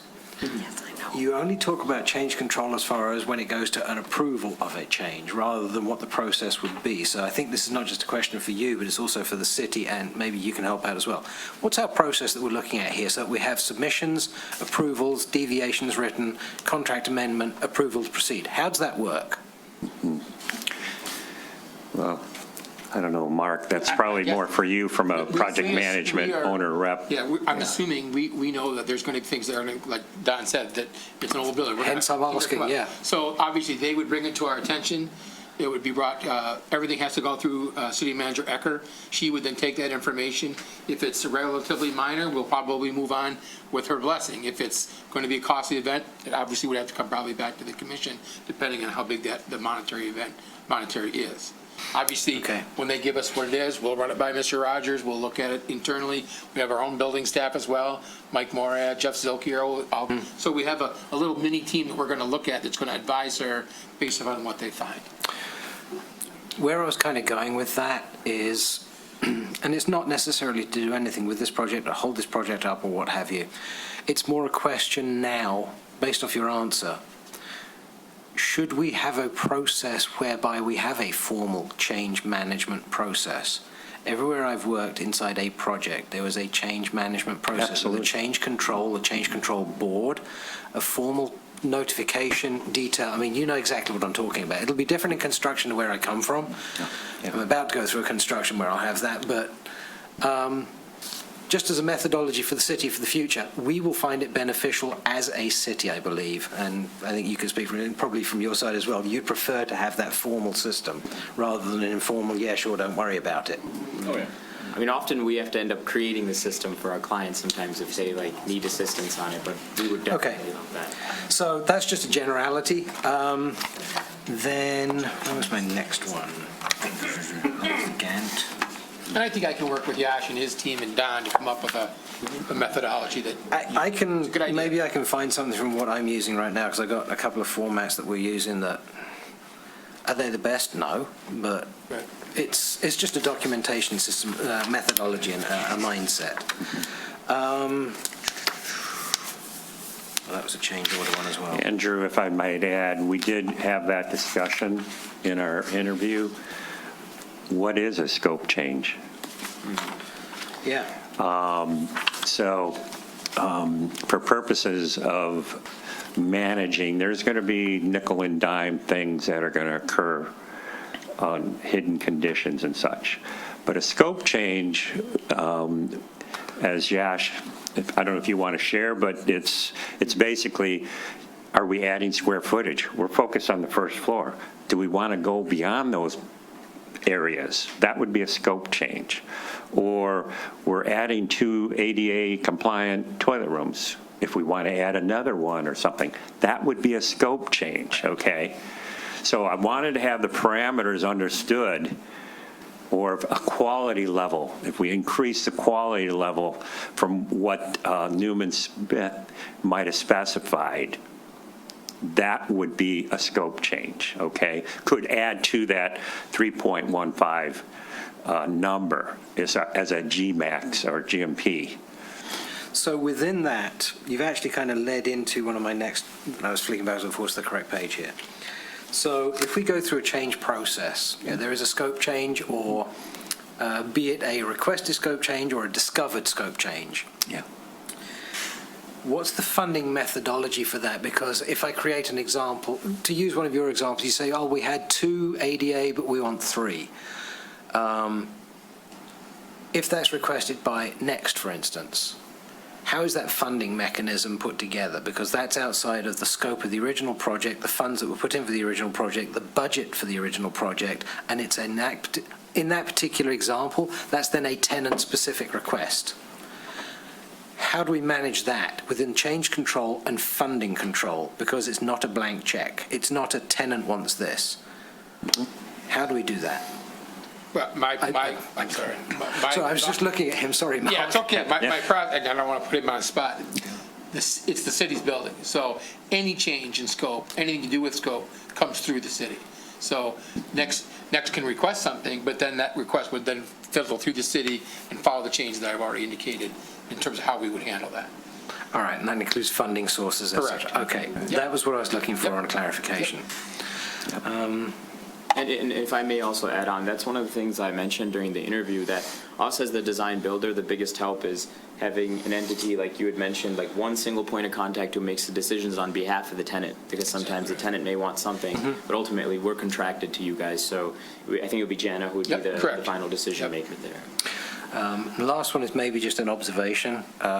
George was kind enough to call me earlier today and give me some heads up on a couple of points. I believe that you actually George, correct me if I say it wrong, but I believe you also noted a couple of the air handling units, they were done, and you've put them inside your bid as well, which was almost like outside of what was requested, but you knew it was a failure that was going to happen. Greatly appreciate that kind of proactivity. Yeah, so just to add on to that, yeah, like we looked at the assessment overall, and we looked at the scope of work that we were going to be, performing within like the first floor. And I mean, just having done a lot of these older buildings, we kind of already know what's to be expected. So obviously we're going to be going through the design process. We had our consultants on the call, and we'll be discovering things as we go, but we wanted to make sure that we at least, I mean, if you do this many buildings, you want to make sure that you've got yourself covered even for some things that you don't directly see. Find it, bring it to us, let us know. Thank you for at least those ones so far. I'm good for now. Yes. Good evening. So one question I had is you're calling the Newman Smith documents bridging documents, but I want to understand that it's our intention to maintain as much as is possible fidelity to the floor plan that has been developed. Correct. Actually, that would be most preferred by us. Okay, and I'm sure by next, so thank you. So yeah, I'm not looking for wholesale changes as we go through. I had another question about, it's partially been answered, is who is acting as the owner's agent at the city? And you're saying it's going to be a committee that involves? Well, Jana will act as the single point of contact, but we have internally formed with Mr. Don has volunteered his time, Jeff Zilke, Mike Morad, Andrew Erickson, myself, so that if in fact whatever is uncovered, we can discuss it as a group, make a recommendation, and then depending on what it is and the dollar value, decide what the best course of action is. And I know, Mr. Rogers, you have vast construction management experience, so yes, thank you. We deeply appreciate your volunteerism. I had another question about performance metrics. How there is not a huge penalty for non-performance in this agreement. There's a line about to the extent that we can. But so how confident are you in the timeline of getting next in by May 2027? Well, we talked about it for some time. We feel pretty confident. I think in these types of projects, what definitely helps us is having a meeting with the building department very early on so that we can kind of give them some expectations like, look, like we're working on this design build project. We're going to be submitting, for permit around this time. This is what we're aiming to submit for. If we can get some assistance during the permit review, if you have any questions, we'd be happy to do a preliminary review with you before we even submit. And then, based off of our schedule and based off of the scope that we have at hand, we feel pretty confident that if we can get into there, and the schedule indicates we're doing some exploratory work within the first, couple months, going from Halloween into December. But as long as we can get in for construction in January, we feel pretty confident with the square footage of the project that we can get done with next. But it will be a collaborative effort on the building department side, and we'll be constantly in communication if we feel anything. Yeah, I agree. That's kind of the key is if it's not, some municipalities, it could be a 3-month review process for permitting, understanding early on the time frame, the expectations for permitting, and, any sort of pitfalls that they typically see in a project that we can address early and have conversations through. That'll just expedite the process. So. And Mr. Zilke was part of our committee and has expressed his support that he will make sure that everything from the building department is done in a timely fashion to assist DMC. And then my last question you sort of led into is, it seems that the only other big variable is what on pages 421 and 424, you're calling existing conditions validation. Mm-hmm. So this is a GMP, but it's you want to address that, Mr. Rogers, a soft GMP? Yeah, so we have, yes, it's a soft GMP. And the reason I call it that is that they're going to go through, do that investigation. They have done some investigation, reviewing the IMEG report. That's how they assess, let's figure we're going to replace some air handling units. But they will be, as they go through design, and they'll be costing it along the way, we're going to reach a point where we are going to complete the design, and they will price that out. They will get bids from specialty subcontractors. They've all assured us that they will break the job down into the various bid packages so that we get a lot of competition for that trade work. We're going to benefit, the city's going to benefit from that competitive process. After the work is bid out, we really have it all nailed down, then we're going to really get to, we might see, okay, we bid this thing out, and we have, at time of buyout, we haven't even dipped into that 200,000. We maybe built up a little contingency. Okay, we're going to keep that 3.15 as a guaranteed max price. It just, we're trying to, it's going to be all open book. This is an open book process. And any savings at the end of the day, when the project is complete, any unused contingency in this contract form and this delivery method would return to the city. That's the benefit of this process. You get the best, you get the benefit of that really open transparency, the competitive bid process, their expertise in managing the process, and then at the end of the day, any savings. Thank you. I have a question. So this is all about the first floor, but you talk about, for example, replacing an air handler. Does that air handler handle air for the second floor? And so that it's just, that's not the real question. That's just part of the question. The question is like, I know your project is confined to the first floor, but there's got to be things that impact up and down, and and to what extent can you just address that a little bit? And also whether, some of the work you're going to be doing is going to be shutting off that and separating it so that when we do open the upstairs, do we need to do something?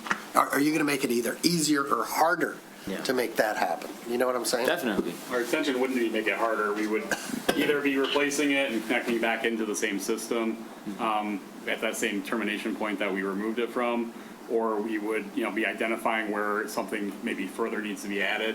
But we would be evaluating with the team what's the most cost-effective approach for that. We wouldn't necessarily want to leave you in a situation where you have something worse when you're done. We would always make sure that it's at least equal to or a better situation.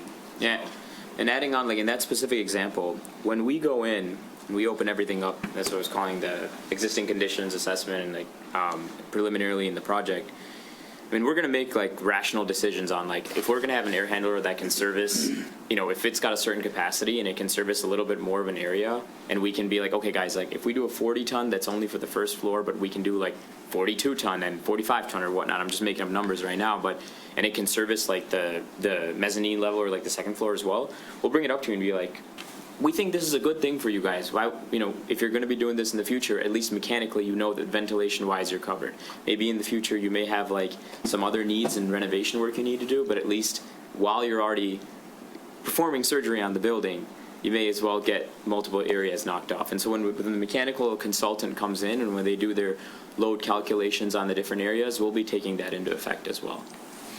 So can I ask a question, kind of piggybacking on yours? Yeah. So when the design is done, as you're going out for bids, will we have an opportunity to review it again before we say go, or is it just design and go? Yeah.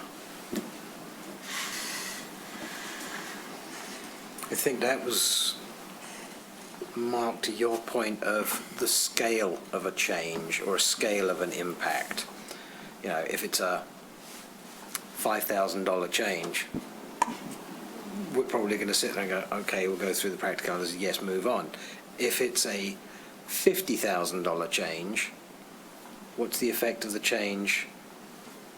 Where does the budget for it come from? That was where I was going with when we have change requests, how the authorization process is, the scope of the change and the impact of it. That's all contained in a request. Then obviously, we've got to set threshold to numbers, but we can do that separately. We kind of, we did talk about this at great length in the meeting, and I think we will kind of go to the finance director, and the typical city policy is $75,000 or more has to get commission approval. So there's a number right there that we can use. It's a little high probably for this project, probably bringing that down a little bit, but we did discuss it. So, and I'm very comfortable that if in fact a change order or a scope change occurs, we'll bring it to the commission. Yeah, and I'll just add on to that, like Mr. Rogers had mentioned before, keep in mind that like part of the budget that we gave in had a contingency that was inside the budget. So in effectively, at a project level, we'll be discussing a lot of things as a project team level within that contingency. I think, correct me if I'm wrong, but the only point that it becomes like a greater level is if we're starting to see that we're going to exceed and use up the contingency, which when we priced out the job, our full intent is to be able to stay within the contingency within the overall agreement value. The only way that, anything would change is, like you mentioned, if there's a significant scope change that, if there's a decision to do like exterior landscaping or something, which wasn't the intent of this RFP, then we can have that discussion. That is also a very helpful point, that the contract language involves the RFP and the response. So everything that's been guaranteed in their response is part of our agreement and our contract with them. They are responsible for subcontractors and making sure subcontractors are performing timely. Otherwise, that goes directly to breach of their agreement with us. So they hold the subcontractors' feet to the fire. We hold theirs. So I have another question, and then I'd like to get a motion, and then we can take public comment on the motion. But my question is, you've said that Jen is going to be the single point of contact. A project like this, somebody's got to own it at the city. And by telling me that, you're telling me Jenna owns it, or not. Yeah. I mean, I'd really like to know who's backing her up. Are you owning this, like, going forward, or are you out? And if not, is it you? Like, you know what I'm saying? I 100% own it. Okay. I intend to follow this right through to the day we walk in that building. That's perfect. So. That's what I want to hear. Yeah, somebody will be very good friends by the end of this project, trust me. So. We already are. I'd like to make a motion adopting a resolution to approve a design-build agreement with DMC Consultants Incorporated for the final design and renovation of the first floor of 400 East Lincoln to house Next Senior Services in an amount not to exceed $3,150,000. In addition, to authorize the mayor and city clerk to sign the agreement on behalf of the city. Funding for this project has been budgeted in account number 233.0-673.000-811.000. Zero. Okay. Second? Did I hear a second from Commissioner Rose? You missed the fourth zero. Zero. Oh, now you can say so. No. Second. All right. I assume all the comments and questions from the commission, can we move? Is it okay if we move to public comment? Or Are we going to have commissioner comments on the motion? That's what we've been doing for a while, but yeah, I don't want to take the prerogative away, but I do want to hear from the public because I know they've been patient. So do I, but I'd like to speak if it's all right. Sure. Okay. I have no problem with DMC contractors, but I'll be voting no for two reasons. First, I can't approve the plans that are being brought, asking us to follow.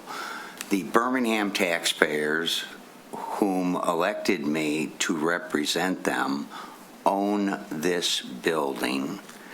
And as such, I wanted to point out, I have pointed out several times that the renovation does not have an ADA elevator. The building is not compliant, and this first floor, that's all we've been talking about is the first floor, does not include an elevator that will go to the lower level or the second floor. The point would be that 2/3 of the building is unusable with this resolution. It's an insult, I believe, to our taxpayers who own this building to push off consideration of something so basic that in the design to a later phase or a later date. Secondly, by moving forward now that the taxpayers of Birmingham, whom we all represent, own the community house, we are missing an opportunity to maximize the highest and best use of two very different real estate assets. Repurposing a recreational facility to accommodate a social services organization when we own an ideally located and designed social services building in the community house makes no fiscal or functional sense. For these reasons, I'm voting against it. Thank you. We'll keep it with the commission. Other comments? Commissioner Haig? So I checked on, so again, Mr. Dilgard, had a very helpful conversation with him. Also looking at the plans, and you confirmed it. Fundamentally, we're not changing what was designed and laid out by Newman Smith. So it's not like we're doing things like taking the gym, putting a wall down the middle and calling it, I don't know, a greenhouse. It's still keeping the fundamental layout. But I think it's naive of everybody to assume that this isn't, the circumstances are not going to change. We have 2/3 of the building, 1/3 is under construction. We're going to actually end up needing to change it again. The use of the part of the building for next is going to have to change. If anybody thinks that what's being done is set in stone, will never change again, you're naive. Sorry. It may sound rude, but you are. It will change because the community would like to see it change. So the reason I say that, you referenced the community survey. There were over 1,000 written comments, and in the 1,000 written comments, there was only one comment that was positive sentiment towards 400 East Lincoln, YMCA, or Next. And it was 3 things I like about Birmingham, and Next was number 3. One positive sentiment out of that many, 0.1%. There were 20 negative sentiments written on the exact same items. You've got to remember the people that answered the survey, almost 20% of them were 65 and older. We have net negative sentiment on the community house. 10 negative, 2 positive. That went as blunt as stop buying buildings. So where I'm going with this is, the surprises that some people have is, this is not universally wanted. People actually want the community centre. Now, I'm going to support these renovations, but I think everybody has to go into it eyes wide open.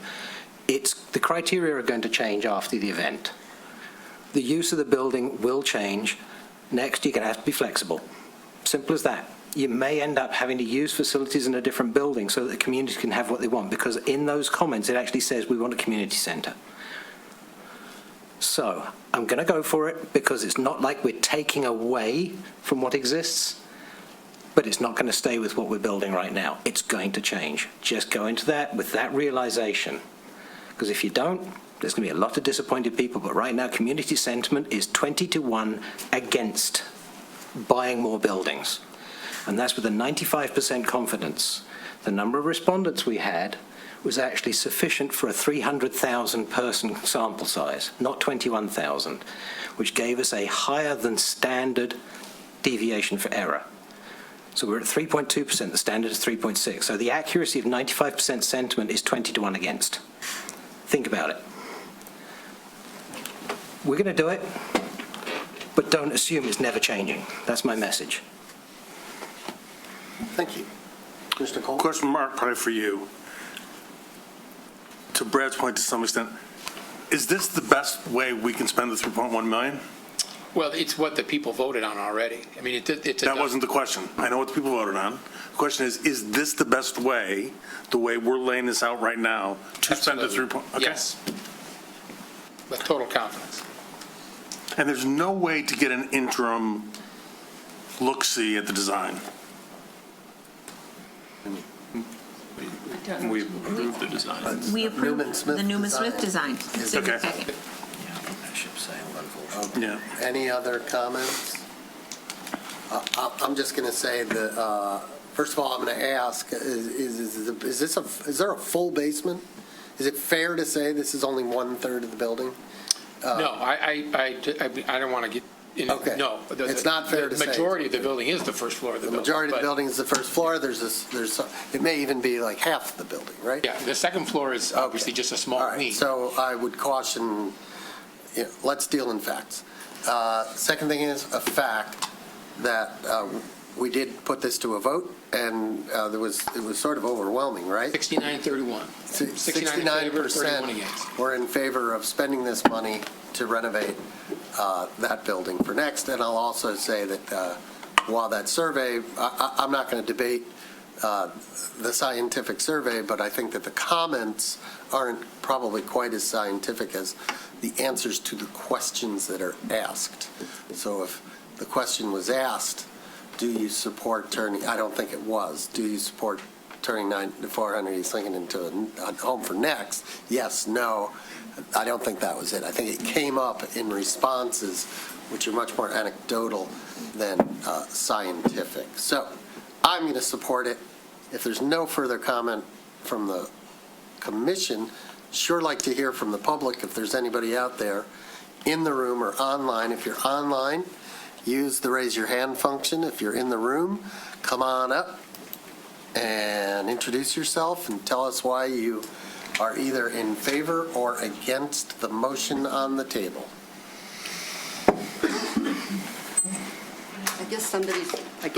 Somebody's got to go first. Somebody's got to go first. Okay.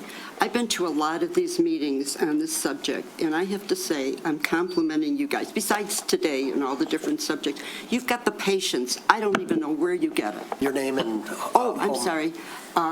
Francis Martins, and I live in Bloomfield Township. Okay, good. Okay, so what I was going to say is that your patience is, I couldn't do this, honest to God, but I think we're beyond that point. I mean, it's time to move forward. Everybody at Next is looking, we're worried about, oh my God, May 2027 is going to come, and what are we going to do? Are we going to be there with little kids in the same school building?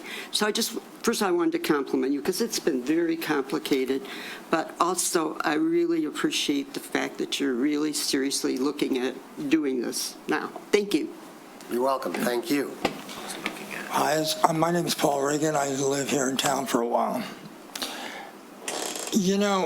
We're at a point where it's almost like the road to Abilene. Nobody wants to go to Abilene, but we're all on the bus and we're trying to get there anyway.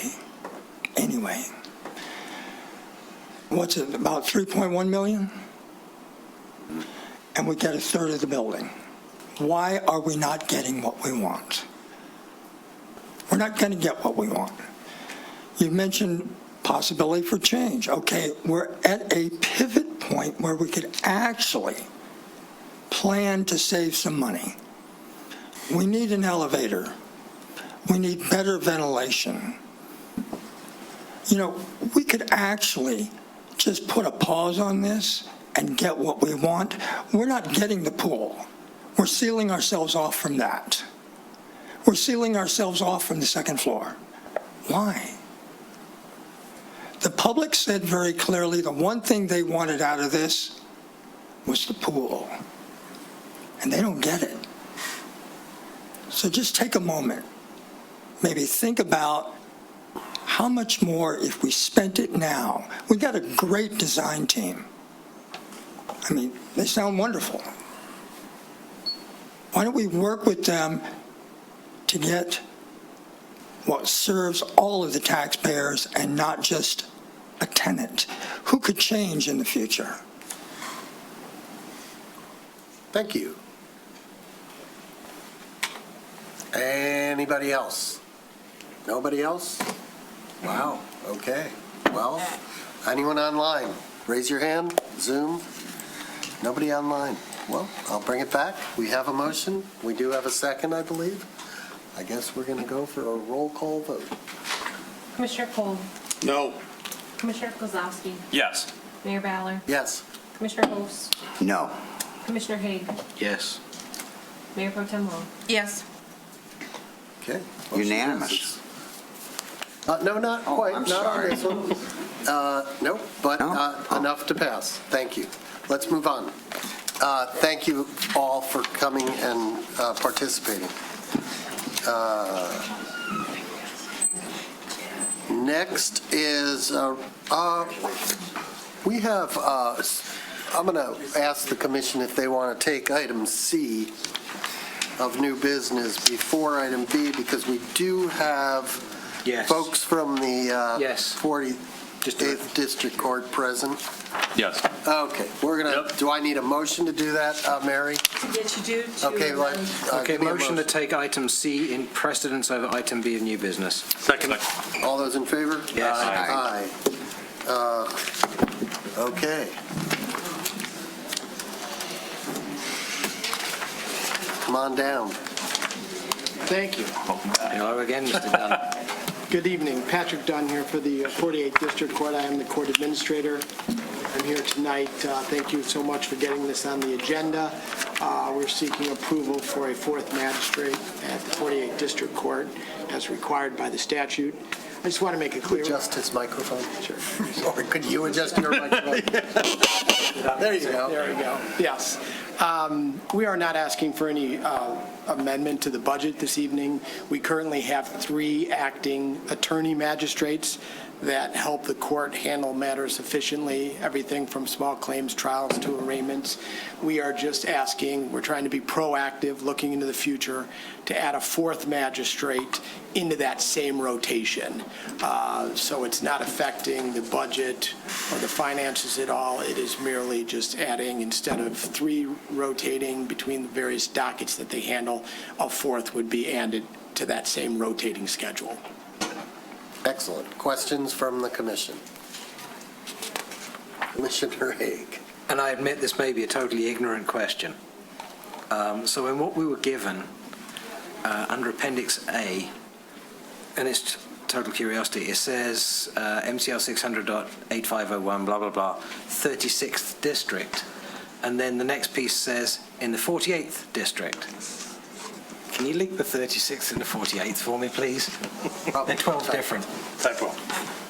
Yes. Are you pointing out a typo? No. Oh, is it a typo?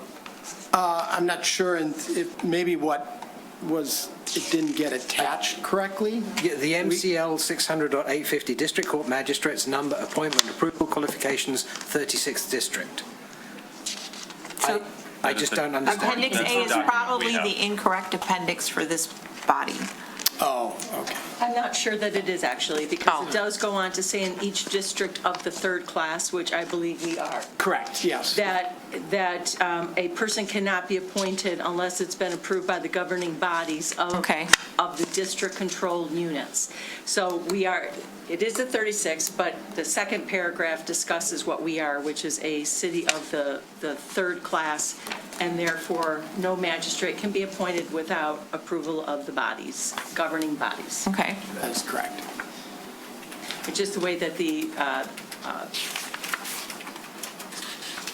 MCL is labeled, but the language is appropriate for us. Okay. It's just funny that you brought that up now, I'm rereading it. It then says the last sentence says this subsection does not apply to the 36th District. Right. So it's written for the 36th, but not. Well, we never said the MCLs were written well.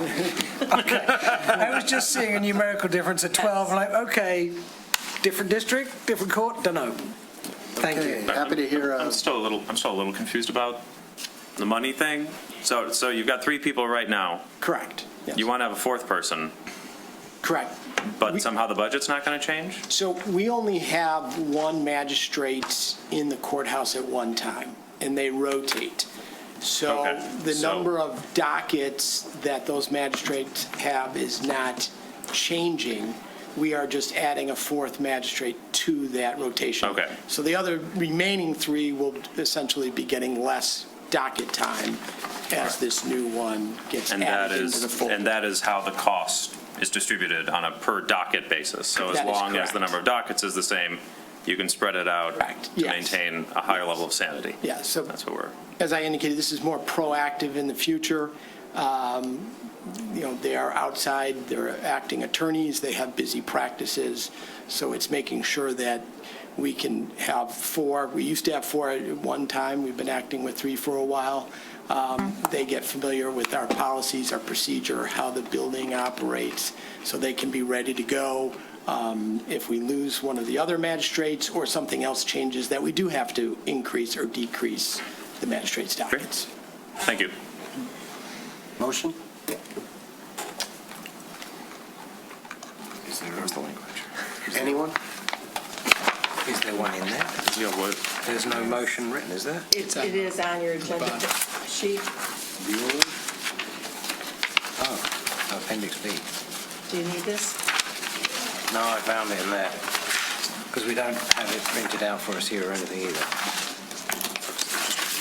Was it just resolved to says- approve the appointment? Make a resolution to approve the appointment of a 4th magistrate for the 48th District Court as required by MCL 600.8501, parens 2.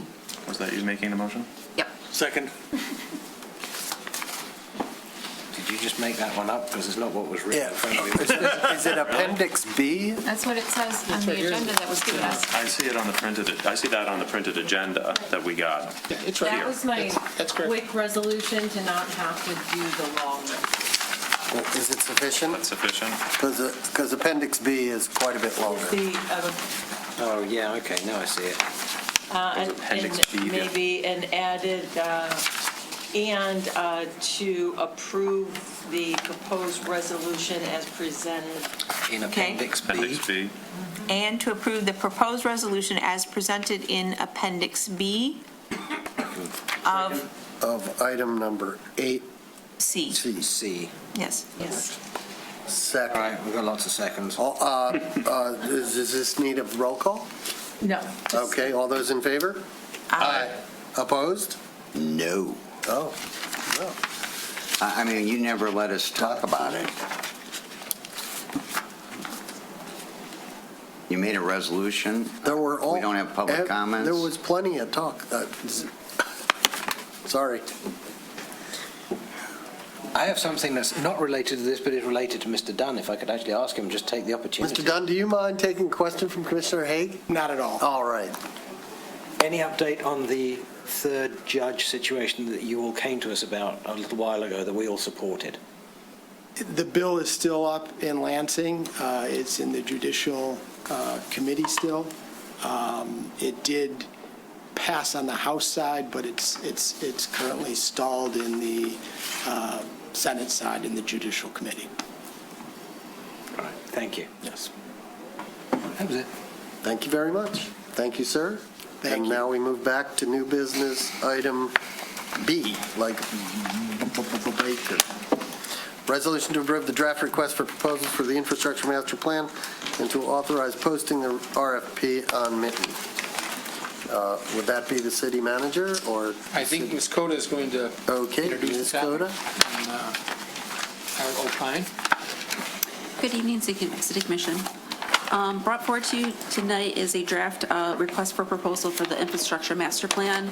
A little bit of background information. It was discussion at the January 24th, 2026 City Commission meeting about going out for an RFP for, at the time, what we called a capital improvement master plan. Commission discussed the scope and information about it at a workshop back in March of 2026. A draft RFP was included on the June 22nd City Commission meeting of this year, but this item wasn't discussed due to the amount of items on that meeting. Since then, internally, city staff has reviewed and updated the request for proposals and have called it now the infrastructure master plan. With this, it includes 3 phases: an analysis of the existing condition and policies as phase 1. Phase 2 is infrastructure planning framework, and phase 3 is a pilot and final framework. With that, the consultant is to provide approximately 20 deliverables and present twice at the City Commission at the end of each Phase 1 and Phase 2. And with that, I'm available to answer any questions. Commissioner Host. Melissa, I have, I think, 5 questions. Under item 3, objectives on page 494, what financial modeling tools are required or recommended?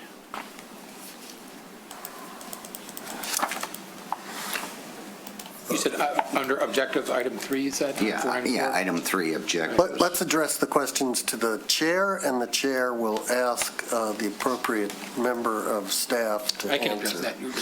That was the point, yes.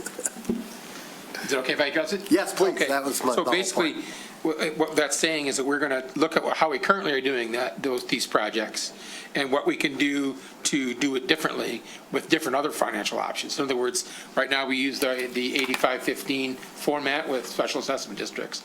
We're asking them to look at all available options as to how we could fund our infrastructure projects. Okay. Mr. Mayor, a question under scope of work on page 495.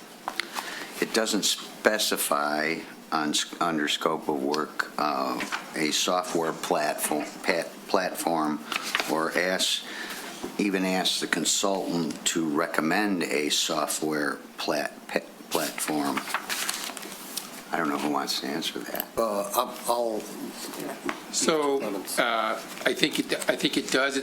First, we have under the Phase 1, we're going to do the analysis again, what we're doing now, make sure they have a complete understanding of that, and then the infrastructure planning framework is they're going to come back and say, okay, you're doing it this way, and maybe it's the right way, or maybe it's not, and they're going to give us a different framework. So that's when, if it's a computer-based program, then they'll tell us that we should be using a computer-based program.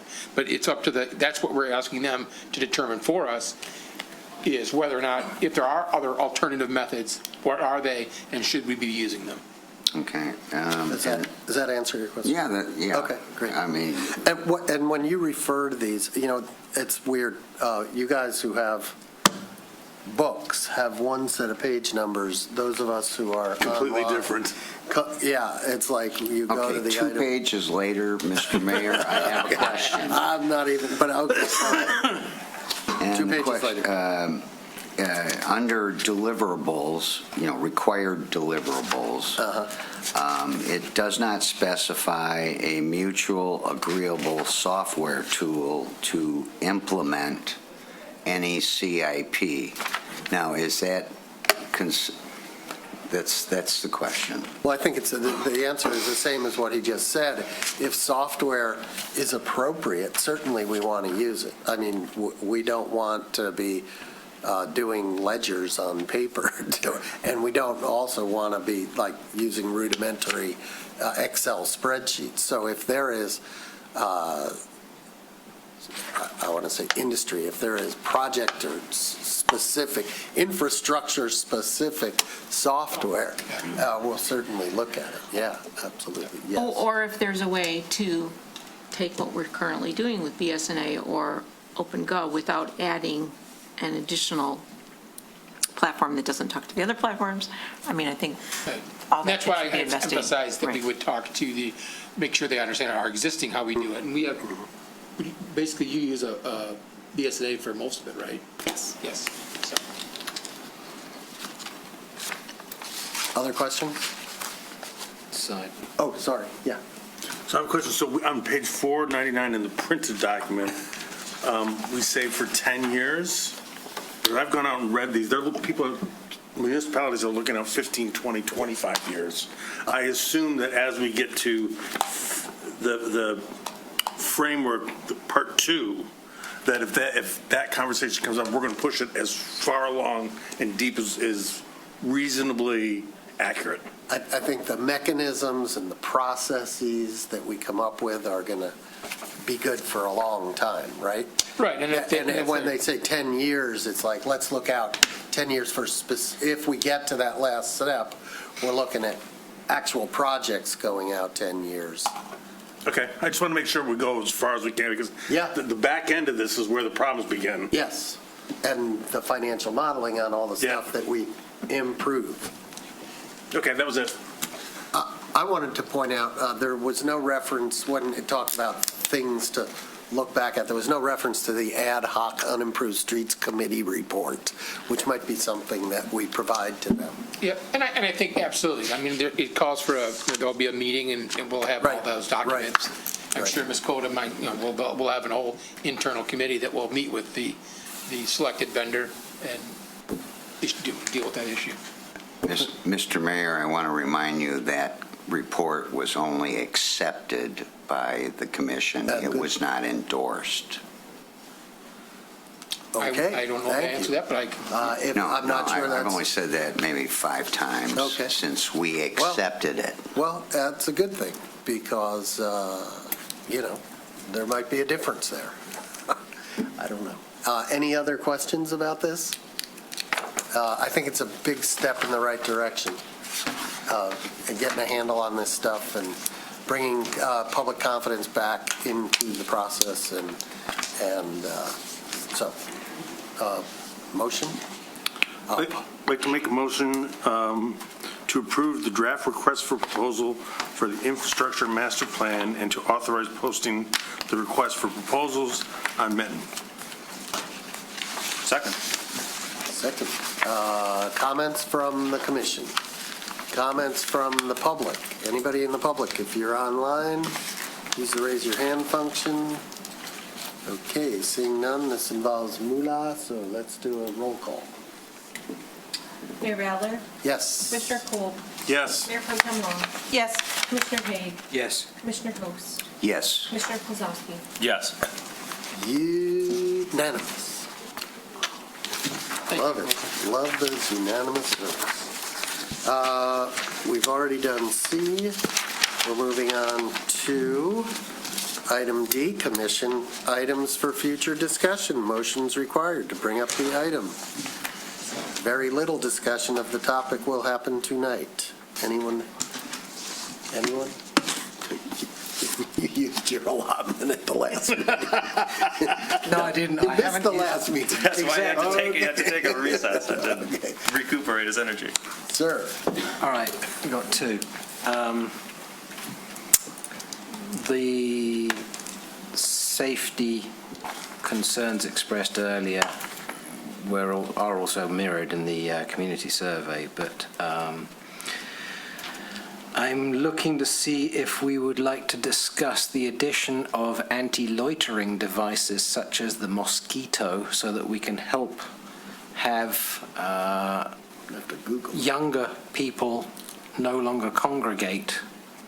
It is a device that is legal in all states and has been in use by municipalities and private businesses for 15 plus years in the US and even longer in Europe.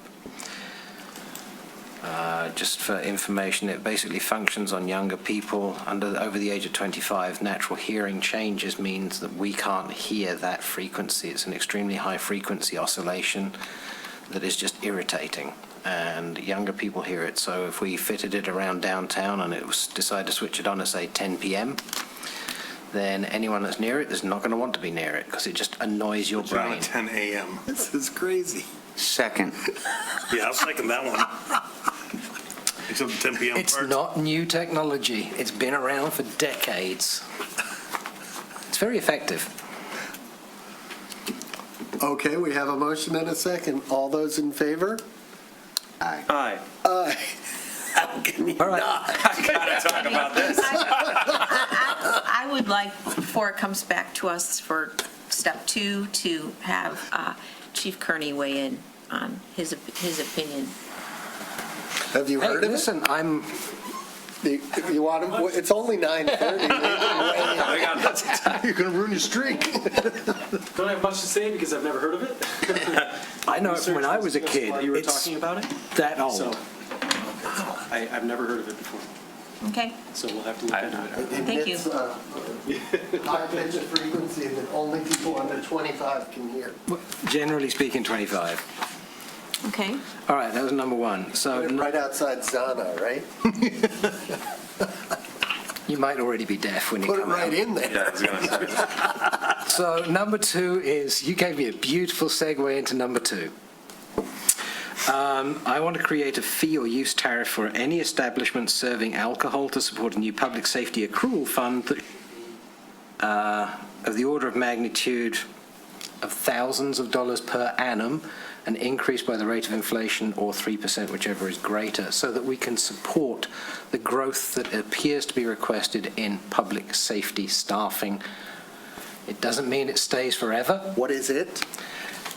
A fee or use tariff for any alcohol-serving establishments within the city. Second. First, we'd have to look to see if that is possible and legal.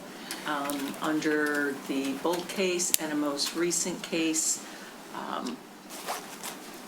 from 2024, examining all the criteria of what makes something a tax versus a reasonable fee. So we can look to see if it's even legal first. We have a motion. We have a motion and a second. She's willing to talk about it. I'm willing to talk about it. So it's, You willing to talk about it? Yeah, I just want to ask the attorney a quick question. Okay. Why couldn't we just, we've kept the BSD special assessment flat for 3 years. Why not just add it to that as part of the BSD and just contribute it to the police department? There may be a different mechanism. That's a separate component unit of the city, not the city. But we can take a look at that before you guys get too far down this road as to whether or not you want to let us examine the legalities. Fair enough. And I know exactly what you're proposing. yeah, I mean, The BSD has many, many members who are not restaurants or bars. and that's actually why I originally Benefit by the constrained incremental it. police. So I put the constraint about alcohol because it Goes down appears to be related to that. Let's not. Yeah. Let's, I'm just giving the we boundary have a motion, conditions. we have a second. All those in favor? Aye. Aye. Thank you. Excellent. Mr. Mayor, can I... Hold on. We're still on commission items for future discussion. Do you I'm have- done for this meeting. I had Okay. 2. Does I don't anyone have else 5 have this an time. item for future discussion? I think Commissioner Kolb has one looking Well, he doesn't have into- his hand up. I'd be happy to call on him if he raises his hand. Okay, You have one? We should look into the PSD to see what they can do to help us with the downtown safety. That was just part of the whole thing. Well, I didn't have that feeling. I thought, She said there may be other mechanisms. We'll look into all of them. Okay. You want to go down that road? I don't know help believe that with the was- downtown, what that means, and Well, he said PSD, he meant BSD, but. he said it's- with help for downtown. I So don't know what using help some of the funding to help public support public safety downtown, because it's not just at night. I can tell you from Sunday this weekend, it's not just at night. Okay. Are there any further items for future discussion? No. Any discussion, well, there's no discussion on items from a prior meeting. Nothing removed from the consented agenda. We'll note communications regarding public safety in Wimbledon. We have commissioner reports, commissioner comments. Any commissioner comments or reports? Frankly, I don't know what the difference is, but advisory boards, committee, commission, legislation, city staff, Wimbledon Phase 1 project update. Is there? Go was here for that and got some good news today. Oh, wow. Take it. Setting her up. Yes, have some good news today. Tentatively, the contractor in the agenda packet was going to start work tomorrow because they were anticipating rain was going to happen on Saturday, but they're working 7 days a week now. With that, the rain didn't happen on Saturday as much as hard, so they started the milling process today on Wimbledon Phase 1.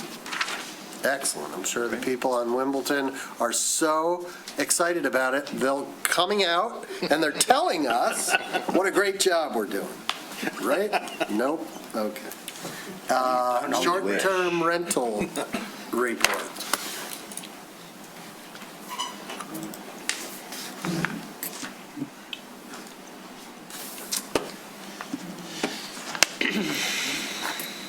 Good evening. We're still going through the same process, monitoring rentals if they're beyond their inspections. We're enforcing that, so we're really stepped that up. And I know on the one day that there was, before the cruise on Friday at 1480, there was a rental that went into that location. We reached out, Captain Kearney reached out to me, we talked to the owner. The owner actually got those guys out of there, said it wasn't a rental. To kind of explain a little bit, VRBO didn't pull that one down because the people that went into that location, they rented it a year ago. As soon as they got word, the owner got to them and got them out of there. We got documentation to say there's correspondence to get them out, and they left without dispute. Good. Well done. So a grand total of 1. Well, no, he's got more than that. He's got, There were 6 tickets, but they're all been long-term, whether they are beyond the 30 days getting their inspection followed up or they didn't pay. So it's been, there's a few more going on, so it's just kind of an ongoing process. We're continuing to monitor it and enforce it. Just going to let everybody know, I think owners of STRs are reading the tea leaves really well. There's one down the street from me. It had the for sale sign put up in front of it a month ago, and about 7 weeks ago, they started the clean up and getting it ready for sale. So I have a feeling that there are smart people that are trying to get out while they can still get out. And I think out of the 2 that we revoked, one was 1480 and there's another one. They actually have it up for sale and they're trying to sell that house, so they're not renting it anymore. So there's 2 or 3 of them that are coming off the market because That's good news. Right. They're done. So. okay, with that, I would entertain a motion to adjourn. I'd like to make a motion to adjourn the meeting. Second. All those in favor? Aye. It is 9:30, adjourned at 9:30.